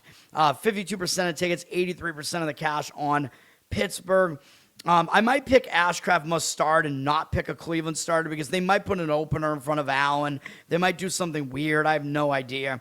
But, yeah, I mean, that's what I would do if I was going to play it. 52% of tickets, 83% of the cash on Pittsburgh. And the money is backing the over at least slightly in the game at a total of 8. But first 5 Pittsburgh is what makes the most sense to me there. Yes, that I'm just using that as intermission now. Bangers and mash is one of the only good like British dishes, man. They don't have many, but bangers and mash is good. All right. For those who are not acquainted with it, it is sausage with usually like a mushroom gravy and mashed potatoes. Good stuff. All right. Next game is Dodgers and Yankees on Fox. So they're primetime night game. Do you think more people are going to watch Yankees Dodgers or Giants Mariners that are also on Fox at the same time? Which one of those games is going to get more more of an audience? I have no idea. And I think it's going to be regional, too. So if you're on the West Coast, you're going to get the West Coast game. Enjoy. Yankees lost the game yesterday 2-1. Pretty brutal in a return home spot there. It was a 2-run homer by Muncy. Cole was pitching well, and he got hit for that home run late in the game in the 7th. Pretty crazy, man. 2-1 was the final yesterday. Yankees in a return home spot. Maybe they'll bounce back in this one. I mean, again, teams that lose in that first game back a lot of times will do better in the next game. The Yankees only use 3 relief pitchers. Dodgers use 3 as well. These are both pretty good bullpens. Yankees are tied for the best bullpen ERA with Atlanta. They've been good. They're number 3. The Dodgers, not much worse at 6, although their ERA indicates they're a little bit worse than that. So Yankees have a little bit of a bullpen edge there. Dodgers are number 1 in offense. Yankees number 6. 2 good offenses. Dodgers have been a good offense on the road. Yankees have been a good offense at home, which is, it makes it even a bit more surprising. The game was so low scoring yesterday, although the pitching matchup in yesterday's game I think was better than this. Although actually Sasaki pitched for the Dodgers yesterday. You're telling me the Yankees did not hit Sasaki in the game yesterday? Is that really what happened? That's not a good sign, man, if the Yankees couldn't hit Sasaki. I mean, he's Sasaki. He does not pitch. He does not pitch well on the road, and he has been a head case. Dodgers are going with Emmett Sheehan in this game. I think looking at these 2 starters, they're both okay starters. I think Sheehan, they're both probably better than you think they are. Sheehan, I think, has more upside here, although his season has been not great. 4.81 ERA, but his whip isn't too bad. 1.24. He's been a bit worse on the road, though. 5.05 road ERA. I mean, it's been a mixed bag from him. Recent form has been kind of mediocre. You look at his overall numbers, though. I mean, there's nothing really bad here. Like, his hit rate's pretty low. His walk rate is pretty low. Strikeout rate is high. He's given up too many home runs, and that's really kind of been what's gotten him. Could be an issue. I mean, the Bronx, Yankee Stadium, is fairly home run friendly. And he is a fly ball pitcher, so that might wind up getting to him here, but I do think he's better than people think that he is. Yankees only have 1 hitter who's faced him. Of course, it is Ryan McMahon because he was on Colorado before going to the Yankees. He's 2 for 5 with a double off Sheehan with 2 strikeouts, no walks. There's not really a lot to take away from that. Sheehan will have an unfamiliarity edge here, at least against the Yankees lineup, though. They haven't really seen him, so he might have a little bit of an edge there. Ryan Weathers is pitching for the Yankees. He's been decent, 4.15 ERA, 1.24 whip. He's been a little bit better at home, 4.1 home ERA, though his opponent batting average at home is actually worse. He was decent in his last start against Washington. Pretty good, actually. Washington's a good offense, so that was pretty good. Weathers struggled in the 2 prior starts, though. He's been a little bit all over the place. Overall, decent numbers here, though. Fairly low hit rate. Walk rate is low. Strikeout rate is high, and he does not allow as many fly balls. However, he has allowed a decent amount of home runs here, though. So both pitchers have been a little bit susceptible to the home run. His numbers against the Dodgers, they have way more experience against him because he's been around for a bit. He was in the National League for a while with Miami. He's got 67 at-bats against them. His numbers are not really that good. 254 average allowed is all right. 843 OPS is not good, though. 13 strikeouts, 10 walks, also not good. So the Dodgers offense has been able to hit Weathers here. I mean, the Dodgers are a public side, though, believe it or not. You usually are not going to get the Yankees as an anti-public type of play. The Yankees are about a pick-em price here. I'm not sure I'd want to back him, though. I know it is a bounce-back spot here. I think Sheehan, like I said, he has the better upside here and the better matchup numbers here. He's unfamiliar, so the matchup stats are better. 71% of tickets, 72% of the cash on the Dodgers. I worry about them being too public here. I think I would lean Dodgers first 5, though. I mean, the Yankees probably do have a bullpen edge. Dodgers first 5 makes some sense to me there, just focusing on a starting pitching edge. Money is backing the over 9 in the game. I mean, I could see it. I mean, I was sort of kind of making an argument, or I was kind of making an over argument for a while there. You could make the argument. I mean, both pitchers might be a little bit susceptible, and like I said, a little bit susceptible to the long ball there. Do what you want with that info, but I think Dodgers first 5 maybe makes the most sense, and, you know, the over, I guess, could be a consideration.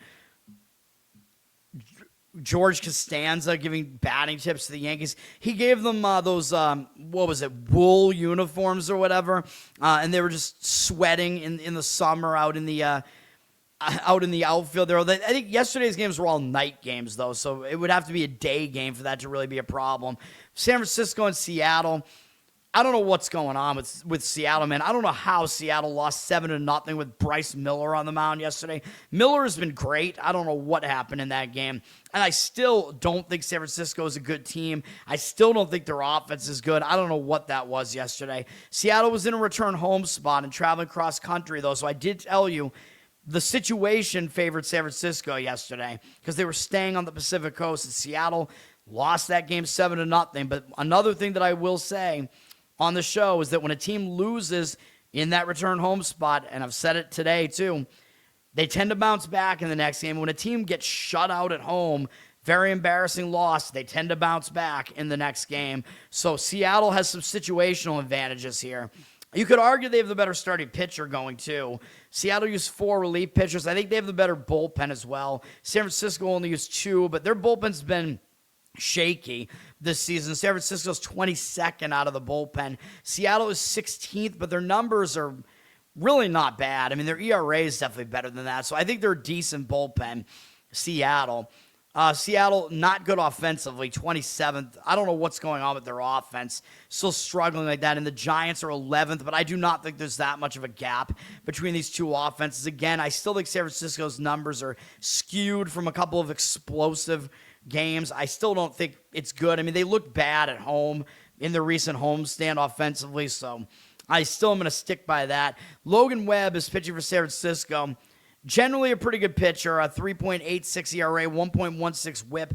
He was bad at the start of this season, but he's obviously turned it around. He's not quite as good on the road, a 3.99 road ERA, although this is a pitcher-friendly ballpark here. Webb's last 2 starts were not good, but what I will say about those, one of them was in Coors Field, and the other was against Toronto, and both of those teams had really good matchup numbers against him, which I pointed out on the show. For whatever reason, Colorado and Toronto's offenses both basically shell Logan Webb. So I think Webb might be able to bounce back here, even though he's not really as good on the road. This is a very pitcher-friendly environment, and he does have good numbers against Seattle. They only have 22 at-bats against him. 6 of their hitters have faced him. 227 average, 638 OPS. So he's had the upper hand against them. 6.3 strikeout walk ratio is not really that good, though. But I think Webb might bounce back and pitch better here. Seattle is going with Brian Wu, who I think is better than his ERA makes him look. 4.23 ERA. I don't know what's going on with that. He's been good since he's been in the league. 1.07 whip is still good. He's been really good at home, 2.1 home ERA, so he pitches a lot better in the pitcher-friendly environment here at home. He's mostly been good, dude. I know he's had some shaky starts. Pretty much all of them have come on the road, though. He's been a lot better at home. He's got a low hit rate on the season, still pretty low. His walk rate is low. He doesn't really walk guys. His strikeout rate is pretty decent as well. So overall, Wu is still a good pitcher, dude. Like, his ERA should be lower than it is. Numbers against the Giants, though, are actually not really that good. In 27 at-bats, they have a 296 average against them. They haven't really hit him for power, though. 741 OPS is a little bit below that threshold there. And then I forgot to look at the command numbers. Strikeout walk ratio is 3-0 for Wu against San Francisco. By the way, ESPN's actually updated the batter versus pitcher stats to default to the current opponent. Or they actually had updated it before yesterday. I mean, which usually they don't. When you're going into a new series, usually they haven't updated. But I think it was because of the All-Star break. They got it done. What do we do with this game? I mean, it looks like it's an under, dude. I mean, I think that's the way I would look. But you're looking at a pretty low total here. And maybe you don't want to trust San Francisco's bullpen. A couple of books still have a 7 out there, juice to the under, not too heavily. So you might be able to find a 7 juice to the under at a decent price there. Money is backing the over, though. 71% of tickets, 94% of the cash on the over. But I think this game looks more like an under than anything else. Maybe you could go first 5 under, although you're at least getting on that key number of 7 on the full game, because that's the 7 is key in baseball because you got to break a tie. 3-3 tie. So all the odd numbers are key. First 5, you're going to be looking at a 3.5, but that might happen in this game. I mean, this is a good starting pitching matchup, just generally. Seattle's also getting the money. 72% of tickets, 91% of the cash on them at about minus 130 something here. Now, like I said, Seattle's in a bounce back spot potentially here. Wu has the better home road splits here as well, but he does not have the better matchup numbers. So that concerns me a little. Wu is in better form right now than Webb, though. So we will see. But I think the under makes more sense than anything else. Washington at the A's. The A's, oh boy. The A's continued their losing ways, or I thought at least the break would be a little bit of a negative momentum stopper. But then again, they were returning home from a road trip. They were horrible yesterday. Washington beat them 23-4. Does that mean this should be a bounce back spot for the A's? I think it should be. I mean, you lose 23-4 at home in a return home spot. It's got to be a bounce back spot. I mean, I've been saying this all show. I mean, those both set up to be a bounce back spot. Embarrassing loss at home, plus a return home spot where it was a really bad game. The A's have got to turn this thing around, man. They've lost whatever this is now. I think 14 of their last 15 games, and they're on like a 10-game losing streak. I mean, this is ridiculous. They got to turn this thing around. They might be able to do it here. I think they do have a starting pitching edge in the game at the very least. Their bullpen has been awful, though. As I pointed out earlier in the show, this is not a good bullpen. They used 4 guys yesterday. Washington's bullpen, not that much better, although they only used 1 guy out of the bullpen. Washington is 26th in bullpen. Their bullpen ERA is one of the 4 that's above 5, but the A's are also one, and they have the highest bullpen ERA in baseball. They're at 27th in whip. They are a really bad bullpen. Both bullpens are obviously fadeable. Washington's been a really good offense this year. They're number 3. The A's are a pretty good offense, but they've fallen to 15th in the offensive rankings here based on OPS. But they're still a capable offense for sure. And this is a offensive pitching environment. This is an offensive environment, I should say. Washington's going with Zach Littell. Now, I would be aware that they put an opener in front of Zach Littell a lot. So if you're going to play this game, you might not want to specify Washington's starting pitcher. I would specify Ginn starting for the A's, though, because he's going to be a decent part of this handicap. Littell is probably going to pitch here. It's just that they might put an opener in front of him, and he's actually been better with an opener in front of him, but I still don't think he's a good pitcher. His overall numbers are not horrible. He's pitched better recently. He's got a 4.9 ERA, 1.31 whip. He's actually been better on the road, 4.15 road ERA, but I would worry a little bit about him in this environment, although he's coming off a decent outing against the Yankees. He pitched well against Pittsburgh the start before that, so he's pitching well against some good offenses recently, so he's not in bad form right now. He's got a somewhat high hit rate here. His walk rate is actually low. He doesn't walk guys. He doesn't strike anybody out, though. He pitches to contact. He doesn't fool anybody. And his main issue is home runs, and you know that's not a good thing when you're pitching in the A's very home run conducive stadium. Littell, I think, might have the highest home run rate in baseball, and he's an extreme fly ball pitcher, so that is not good. So I don't think he's really going to do that well here. The A's have a very limited sample size against him, 12 at-bats, but what they have done against him is good for them. 417 average, 1,045 OPS, 2-to-1 strikeout-walk ratio. Only 3 other guys have seen him, but Littell is not a mystery. You know, he just throws pitches over the plate and he gets hit. That's pretty much what he does, so I don't think you really need to be familiar with him to know what you're going to see. JT Ginn is pitching for the A's. He's been not bad. 3.67 ERA, 1.25 whip. He's actually only slightly worse at home, 3.75 home ERA. His home opponent batting average is a lot worse than it is on the road. He was really bad in his last outing at the White Sox. But Ginn, I mean, he's overall not too bad, and he actually pitches. The style that he pitches actually is not that bad for this stadium. His overall numbers, he's got a low hit rate. His walk rate is too high, though. He's got to get the walks under control, man. That walk rate, that's going to hurt you regardless of what stadium you're in. His strikeout rate is not really that high, but he is more of a ground ball pitcher. His fly ball rate is not that extreme. So he doesn't allow that many home runs. So he actually is reasonably suited to pitch in a stadium like this. And Washington basically hasn't seen him. Only Meade has ever faced him. The honey alcohol, Curtis Meade, 0 for 1 with a strikeout against Ginn. I think I would lean to the A's here in the first 5. Obviously, there's no way you could back their bullpen, but they could be in a bounce back spot, and I think I would back Ginn over Littell here. I think you're getting the better matchup here, backing Ginn. The money seems to agree with this. 58% of tickets on Washington. I mean, the public, no one is going to want the A's, and they're favored. Who's going to play the A's as a favorite when they've lost so many games recently? They've fallen off a cliff, and Washington actually has a decent record. Nobody is going to back the A's as a favorite here. 58% of tickets on Washington, 93% of the cash on the A's.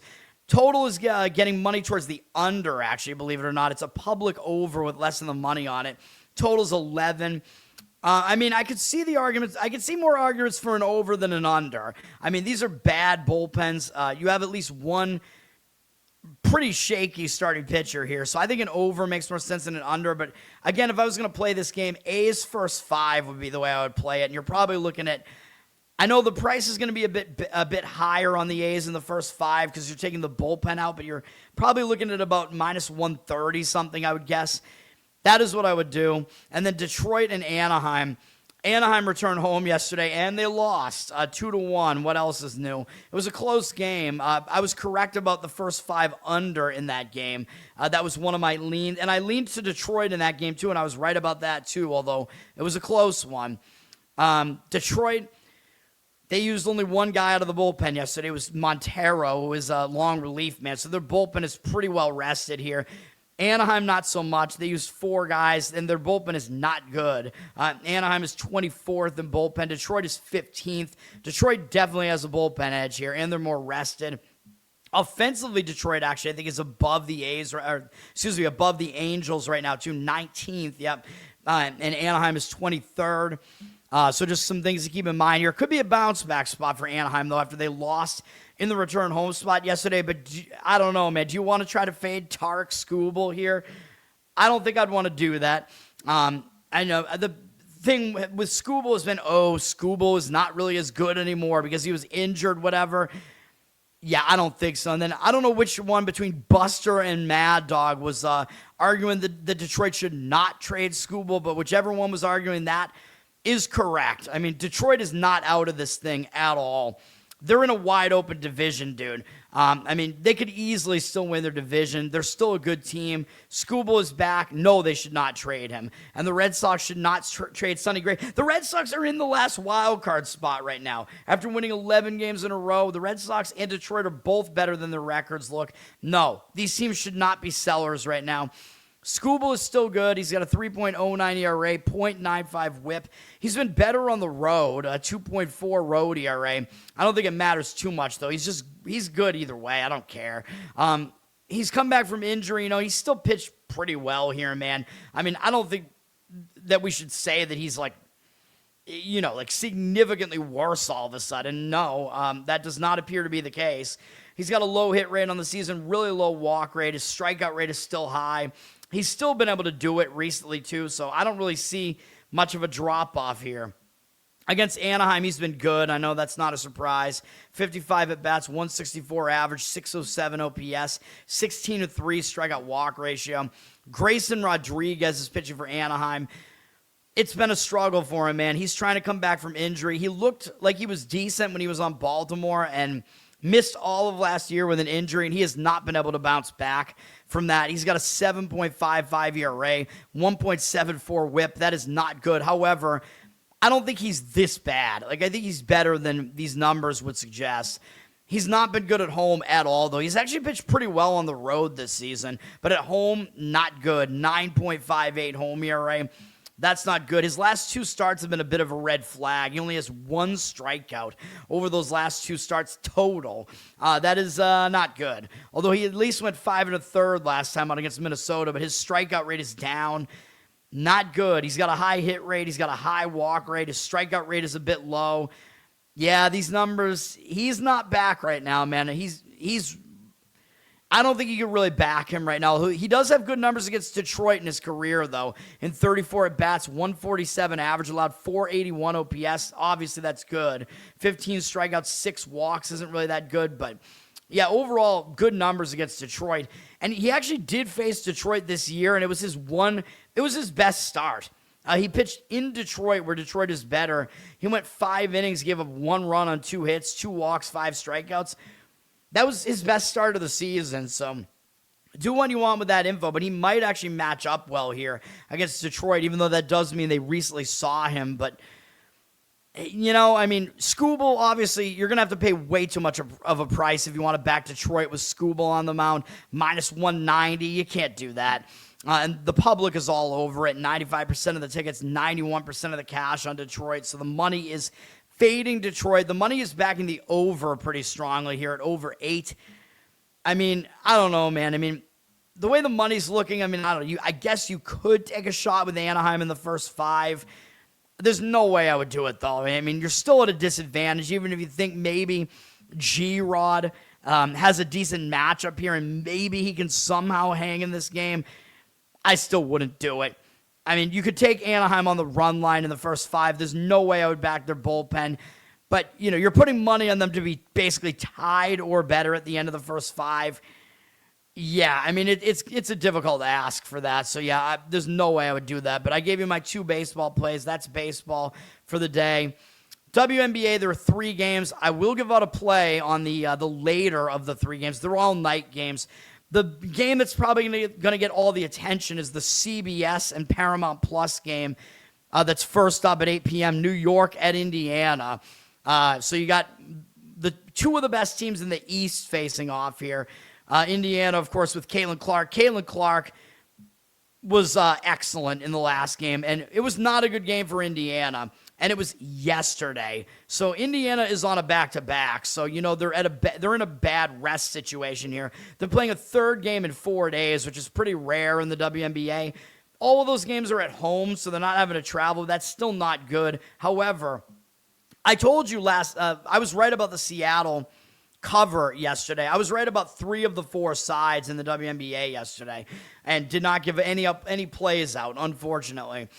Indiana almost lost the game to Seattle yesterday, and Caitlin Clark had a historic performance. She was the first WNBA player to ever have 40-plus points and 10-plus assists in a single game. That's what she did yesterday, 45 points and 10 assists. Did not have that many rebounds, so that's not really what she does. Caitlin Clark, really, really good game for her yesterday.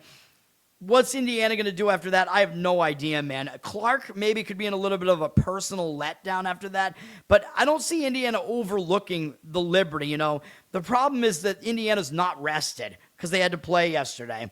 But they could maybe focus more here on New York because, again, like I talked about yesterday, between these two games of the back-to-back, I felt that they would overlook Seattle and focus more on New York. So they didn't play well against Seattle yesterday, and a lot of times when a big favorite almost loses, like Indiana yesterday, they come out with a better effort in the next game. So they might do that, but again, I got my issues with it because they're very unrested here. And the Liberty, they have an extra rest component to this because they had a game postponed. I mean, what is the deal with that? Dude, I think the league is rigged against Caitlin Clark, dude. Why the fuck was the Liberty game on Thursday postponed? What is that? At Dallas? What the fuck was going on? Why was that game postponed? I honestly have no idea. It can't be weather-related, right? Because you're playing in an arena, indoors. I have no idea what that was. But the Liberty haven't played since last Sunday. So the Liberty have a massive rest advantage here. And they're coming off 3 straight losses, too, by the way. And one of those, the last game they played was a loss against Toronto. And I gave out a winner on that on the show, by the way. Toronto covered and won outright. So the Liberty are in a bounce-back spot. And they've had extra rest. And they've lost 5 of their last 6 games, 7 of their last 9. And one of the best things when you're playing badly, one of the best things is to just go into a break and you can fix things and it can disrupt your losing momentum. So there's a lot of positive for New York here, man. And I know this one is not the one that made the cut for me, but I like New York in this one. That's the way I would play this. They just have too much of a rest advantage, but you're going to pay for it. If you're going to play New York, you're going to have to lay points with them as a favorite here. And part of it is because of the rest. They have a huge rest advantage, but the situation, I think, is very positive for them, even though it's still sort of a bounce-back spot for Indiana here. This is a huge bounce-back spot for the Liberty here. And again, the reason why they lost to Toronto, it was a bad spot. The Liberty were in a back-to-back in that game, actually, and having to travel. And they just played a huge game against Minnesota, close the game before that. And they had a revenge game against Dallas that was supposed to happen after that. So you can explain why they didn't win against Toronto. So yeah, if I was going to play this game, I would play the Liberty. They're getting the money. They're a 2.5-point favorite. It's pretty likely if they win, they're probably going to cover that, even though I think the line is a little bit too high. 50% of tickets, 76% of the cash on the Liberty. The Liberty are probably the better team out of these two teams. The odds makers are telling you that. I don't think it's normally enough to justify them being a 2.5-point favorite here. So obviously the huge rest edge is definitely being factored into that line. But yeah, I would still only play the Liberty in that one. It's a high total, by the way, and a public over, but some money coming in on the over as well. In fact, the total is shot up 5 points, and that's the way Indiana plays, man. If Indiana's going to control the pace at home with Caitlin Clark in the lineup, Indiana plays fast with Caitlin Clark in the lineup. So they play a lot of high-scoring games with Clark playing. Tartable, yes, in that Seinfeld episode.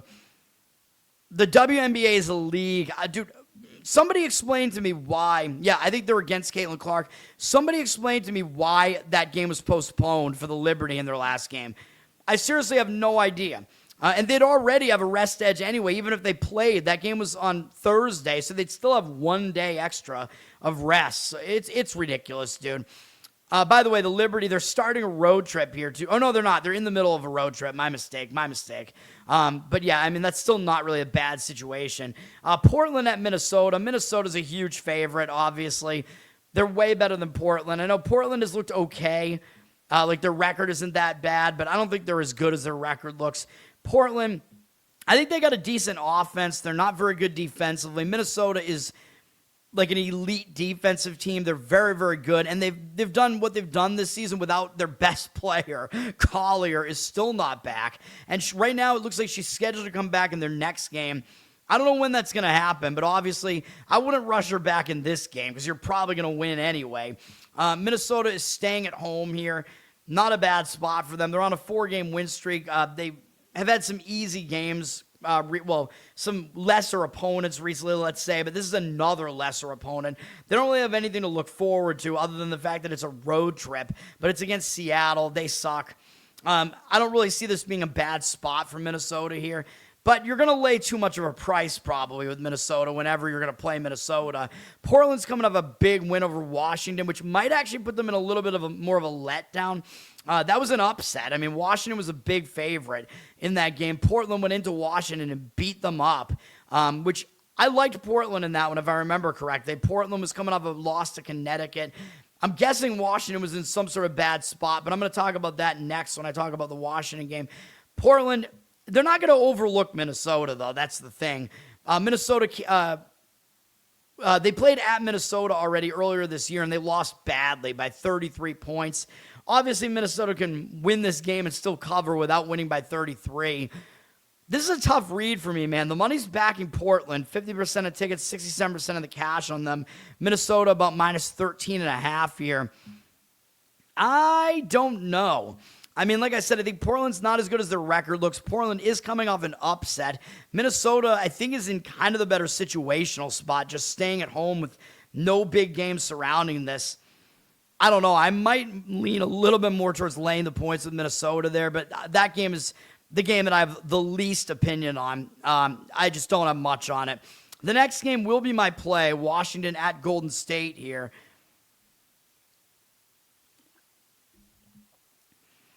And I know Golden State's good at home, and I know the Western Conference has been really good, and they dominate the Eastern Conference this year.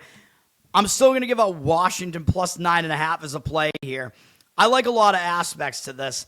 Washington, they're a good defensive team, and this total is incredibly low. 148 is where this total is right now.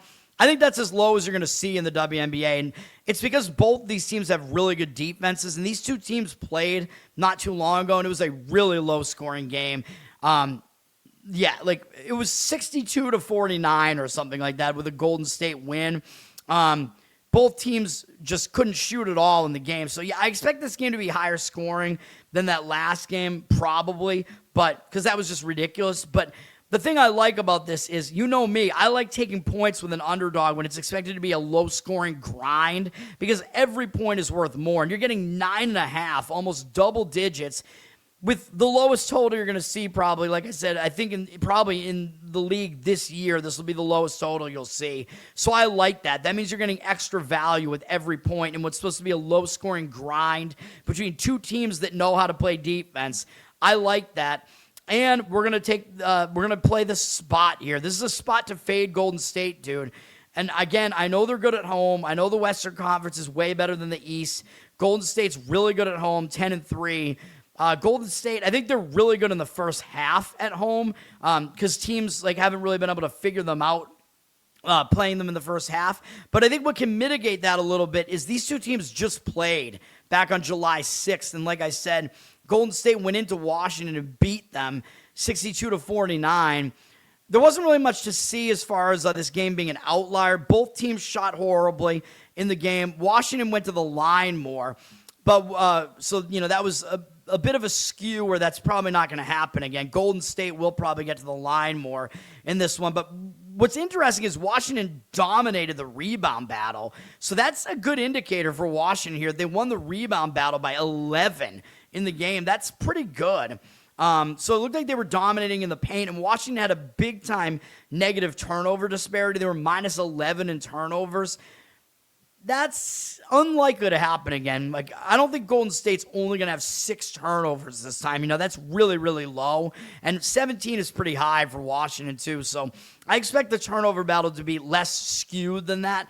Even though Golden State probably still wins the turnover battle at home. But I think it's going to be less skewed than that. So at least there's that.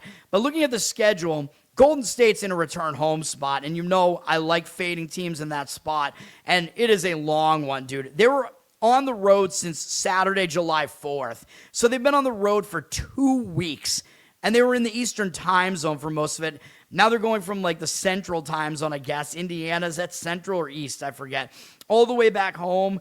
And although it's not a late game, it's 8:30 p.m., so at least there's that. So that'll mitigate that a little bit. But that's good for us, too, because Washington is having to also travel to the west. So I think that'll negate that a little bit, as far as the fact that just both teams have to adjust to the Pacific time zone again here. So I think that's going to be a wash. But I don't like teams returning home from long road trips. They've been away for a while. They got stuff to do at home. Golden State is incredibly hot right now, and I know we're stepping in front of a train. They swept that road trip. They won 8 straight games here. Had some wins against some good teams in there, too. I think they might have Atlanta's number, though. I mean, 3 of those wins were against Atlanta. And, yes, I know they had that win against Washington in there, but they might overlook Washington here in the return home spot. And Golden State's coming off a nice win to finish the road trip on Wednesday. They went into Indiana, and they beat Indiana. It's always big when you beat Indiana with Caitlin Clark there, which I'm pretty sure she was playing in that game. Big win for Golden State there. I'd like this better if they had a bigger game up next, but they don't. They're playing Washington twice in a row because that's how the WNBA does this. They try to limit the travel by having teams play, like the teams that are on these like long distance trips, they'll play the same team twice in a row to get it out of the way. Washington, though, they're in a better spot here, in my opinion. I know they're traveling cross country and they have one fewer day off than Golden State does. So Washington's returning home from a long road trip, dude. Golden State, is returning home from a long road trip. That's why we're fading Golden State. Washington's starting a road trip. I like teams starting road trips better. I think it's more of a focus spot for them. So I like that. And they're coming off a bad loss, which I just mentioned. They lost horribly by 19 points. They just lost at home to Portland as a decent-sized favorite. Washington was a 6.5-point favorite in that game. And, I like playing on teams to bounce back after they have bad losses, especially at home as a favorite. So I think Washington's in a nice bounce-back spot here. They shot terribly in that game. They shot 30% from the field. They had almost the same amount of field goal attempts as Portland, but Portland shot at least in like a normal range. They shot, what was it? I just clicked on a link by accident. 43%. Washington was only 10% from three-point range as well. Washington did dominate the free throw battle, though, and they dominated rebounds, which does tell you they should have won this game. If they dominated the rebounds, that's usually a sign you should win the game. They did have a turnover issue. So, again, that does look like a concern that they're just turning the ball over a lot. Hopefully they can clean that up. But they also, again, they only hit 2 threes in the game. They had an outlier of a bad shooting game there. Portland was plus 24 is what that is, I think, from 3-point. Is that right? Yeah, they hit 8 more threes. That's ridiculous. That was basically the difference that was more than the difference in the game right there. The 3-point outliers there. So, yeah, Washington, they should be in a bounce-back spot here. I like it. I think you're going to get a defensive grind here. The money looks like it's on Golden State, but they are public, and we'll see what this looks like at night. 83% of tickets, 93% of the cash on Golden State at 9 or 9.5 here. Yeah, I think they're going to be public, so I think we are still fading the public by doing this. Washington, I think they're a decent team. They're pretty competitive, really. Even though Golden State's good, but you're getting a lot of points at what's supposed to be a defensive grind of a game. And, we're getting a good situational spot. So Washington will be my play there, plus the points. And then we do have the third place game in the World Cup is happening, which I know, who cares? It's on Fox at 5 p.m. Eastern. It's in Miami, whatever. It's France and England. By default, this is a letdown game. You know what I mean? It's a dream crusher game. You know what I mean? Because both these teams just had their dream crushed. So it's like, what do you do with this game? You don't know what the mental state of either team is going to be. I think it's going to be worse for England, though. How do you get back up off the mat if you're England and you were winning 1-0 against the returning champs Argentina at the 83-minute mark, and then you lose the game in regulation? I don't really think England's going to be able to get back up after that. Whereas for France, it was more the case that they were expected to win. And Spain is good, and Spain played really well against France. Spain was excellent at possessing the ball there. They were excellent defensively, excellent at keeping the ball away from France in the game. It was a legitimate win for Spain. They outplayed France in that game. But France, I know, they were expected to win by basically everybody, the public. They were in the championship game 4 years ago. They expected to be there again. So it is still a dream crusher spot for France. So it's still possible that they are, kind of hanging their heads here after that loss. But that game wasn't really close, dude. You know what I mean? Like, it was just bad for France. Like, they could get nothing going. And the whole game looked like Spain was going to win the game pretty much. So I like France in this one. If I was going to play this game, I considered it, but I'm a little bit worried still about the dream crusher. But France is the better team. England, I think their situation is worse coming off of what they just came off of. England almost pulled off the win over the returning champs, even though England was actually slightly favored in that game. France was a bigger favorite against Spain and suffered the loss there. France is at minus 115 on the three-way line.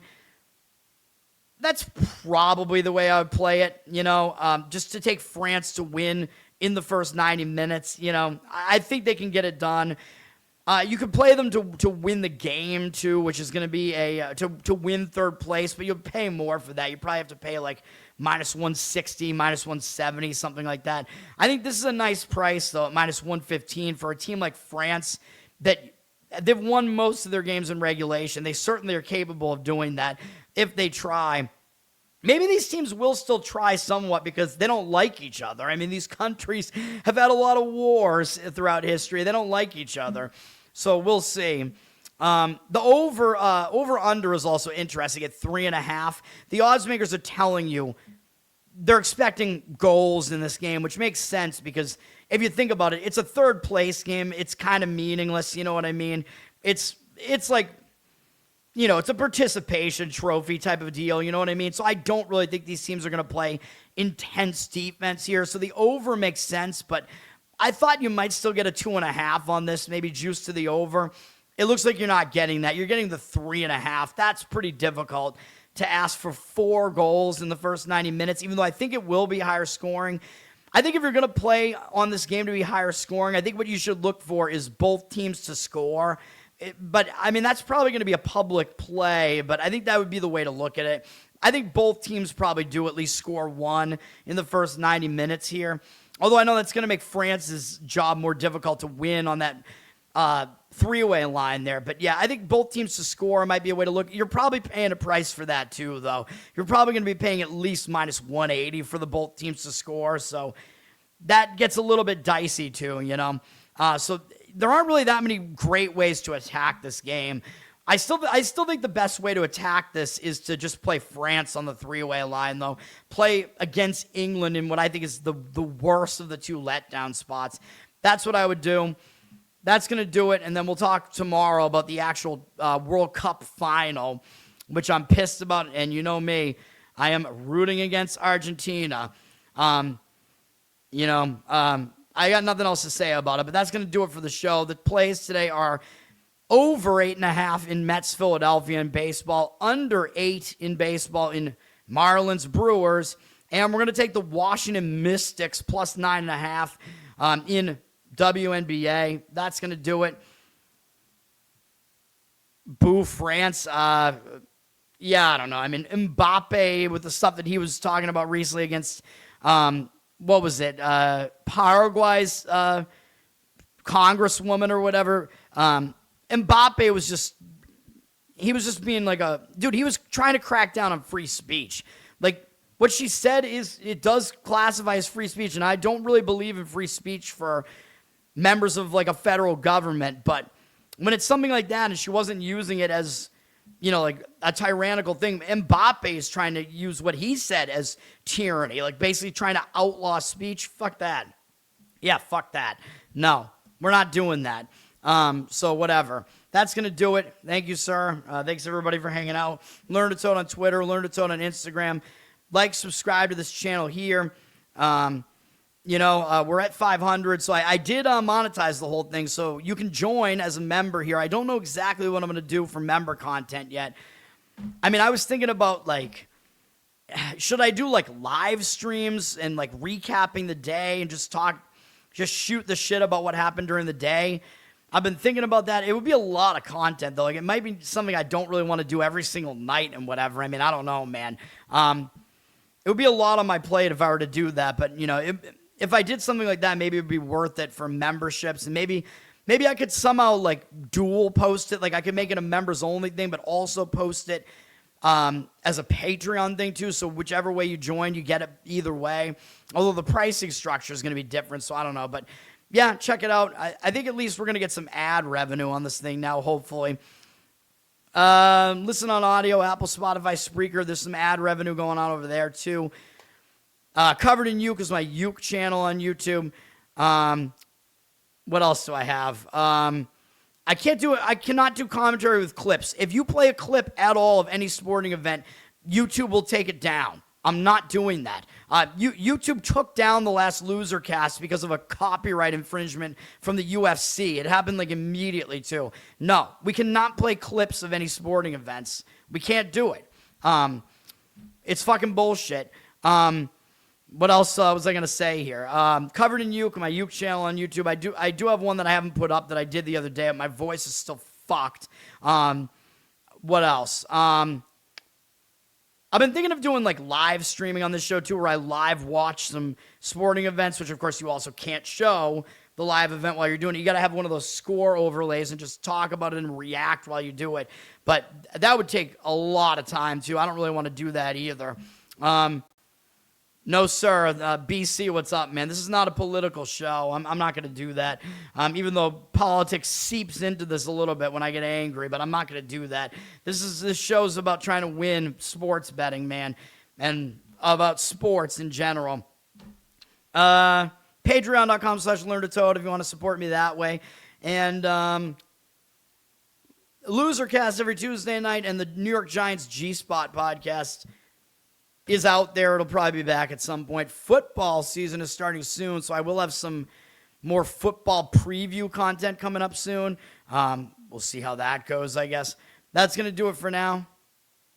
Peace. And let me know, what you think some member content should be, I guess. We'll do some, like, member shout-outs and stuff, I guess. Maybe I could do that. At least for now, while membership is low. At 0 right now. Shout out to no one. Peace. But don't you go quiet, don't you fade from the floor. Your name still means something to somebody for sure. Put the glass down, baby. Look at me now.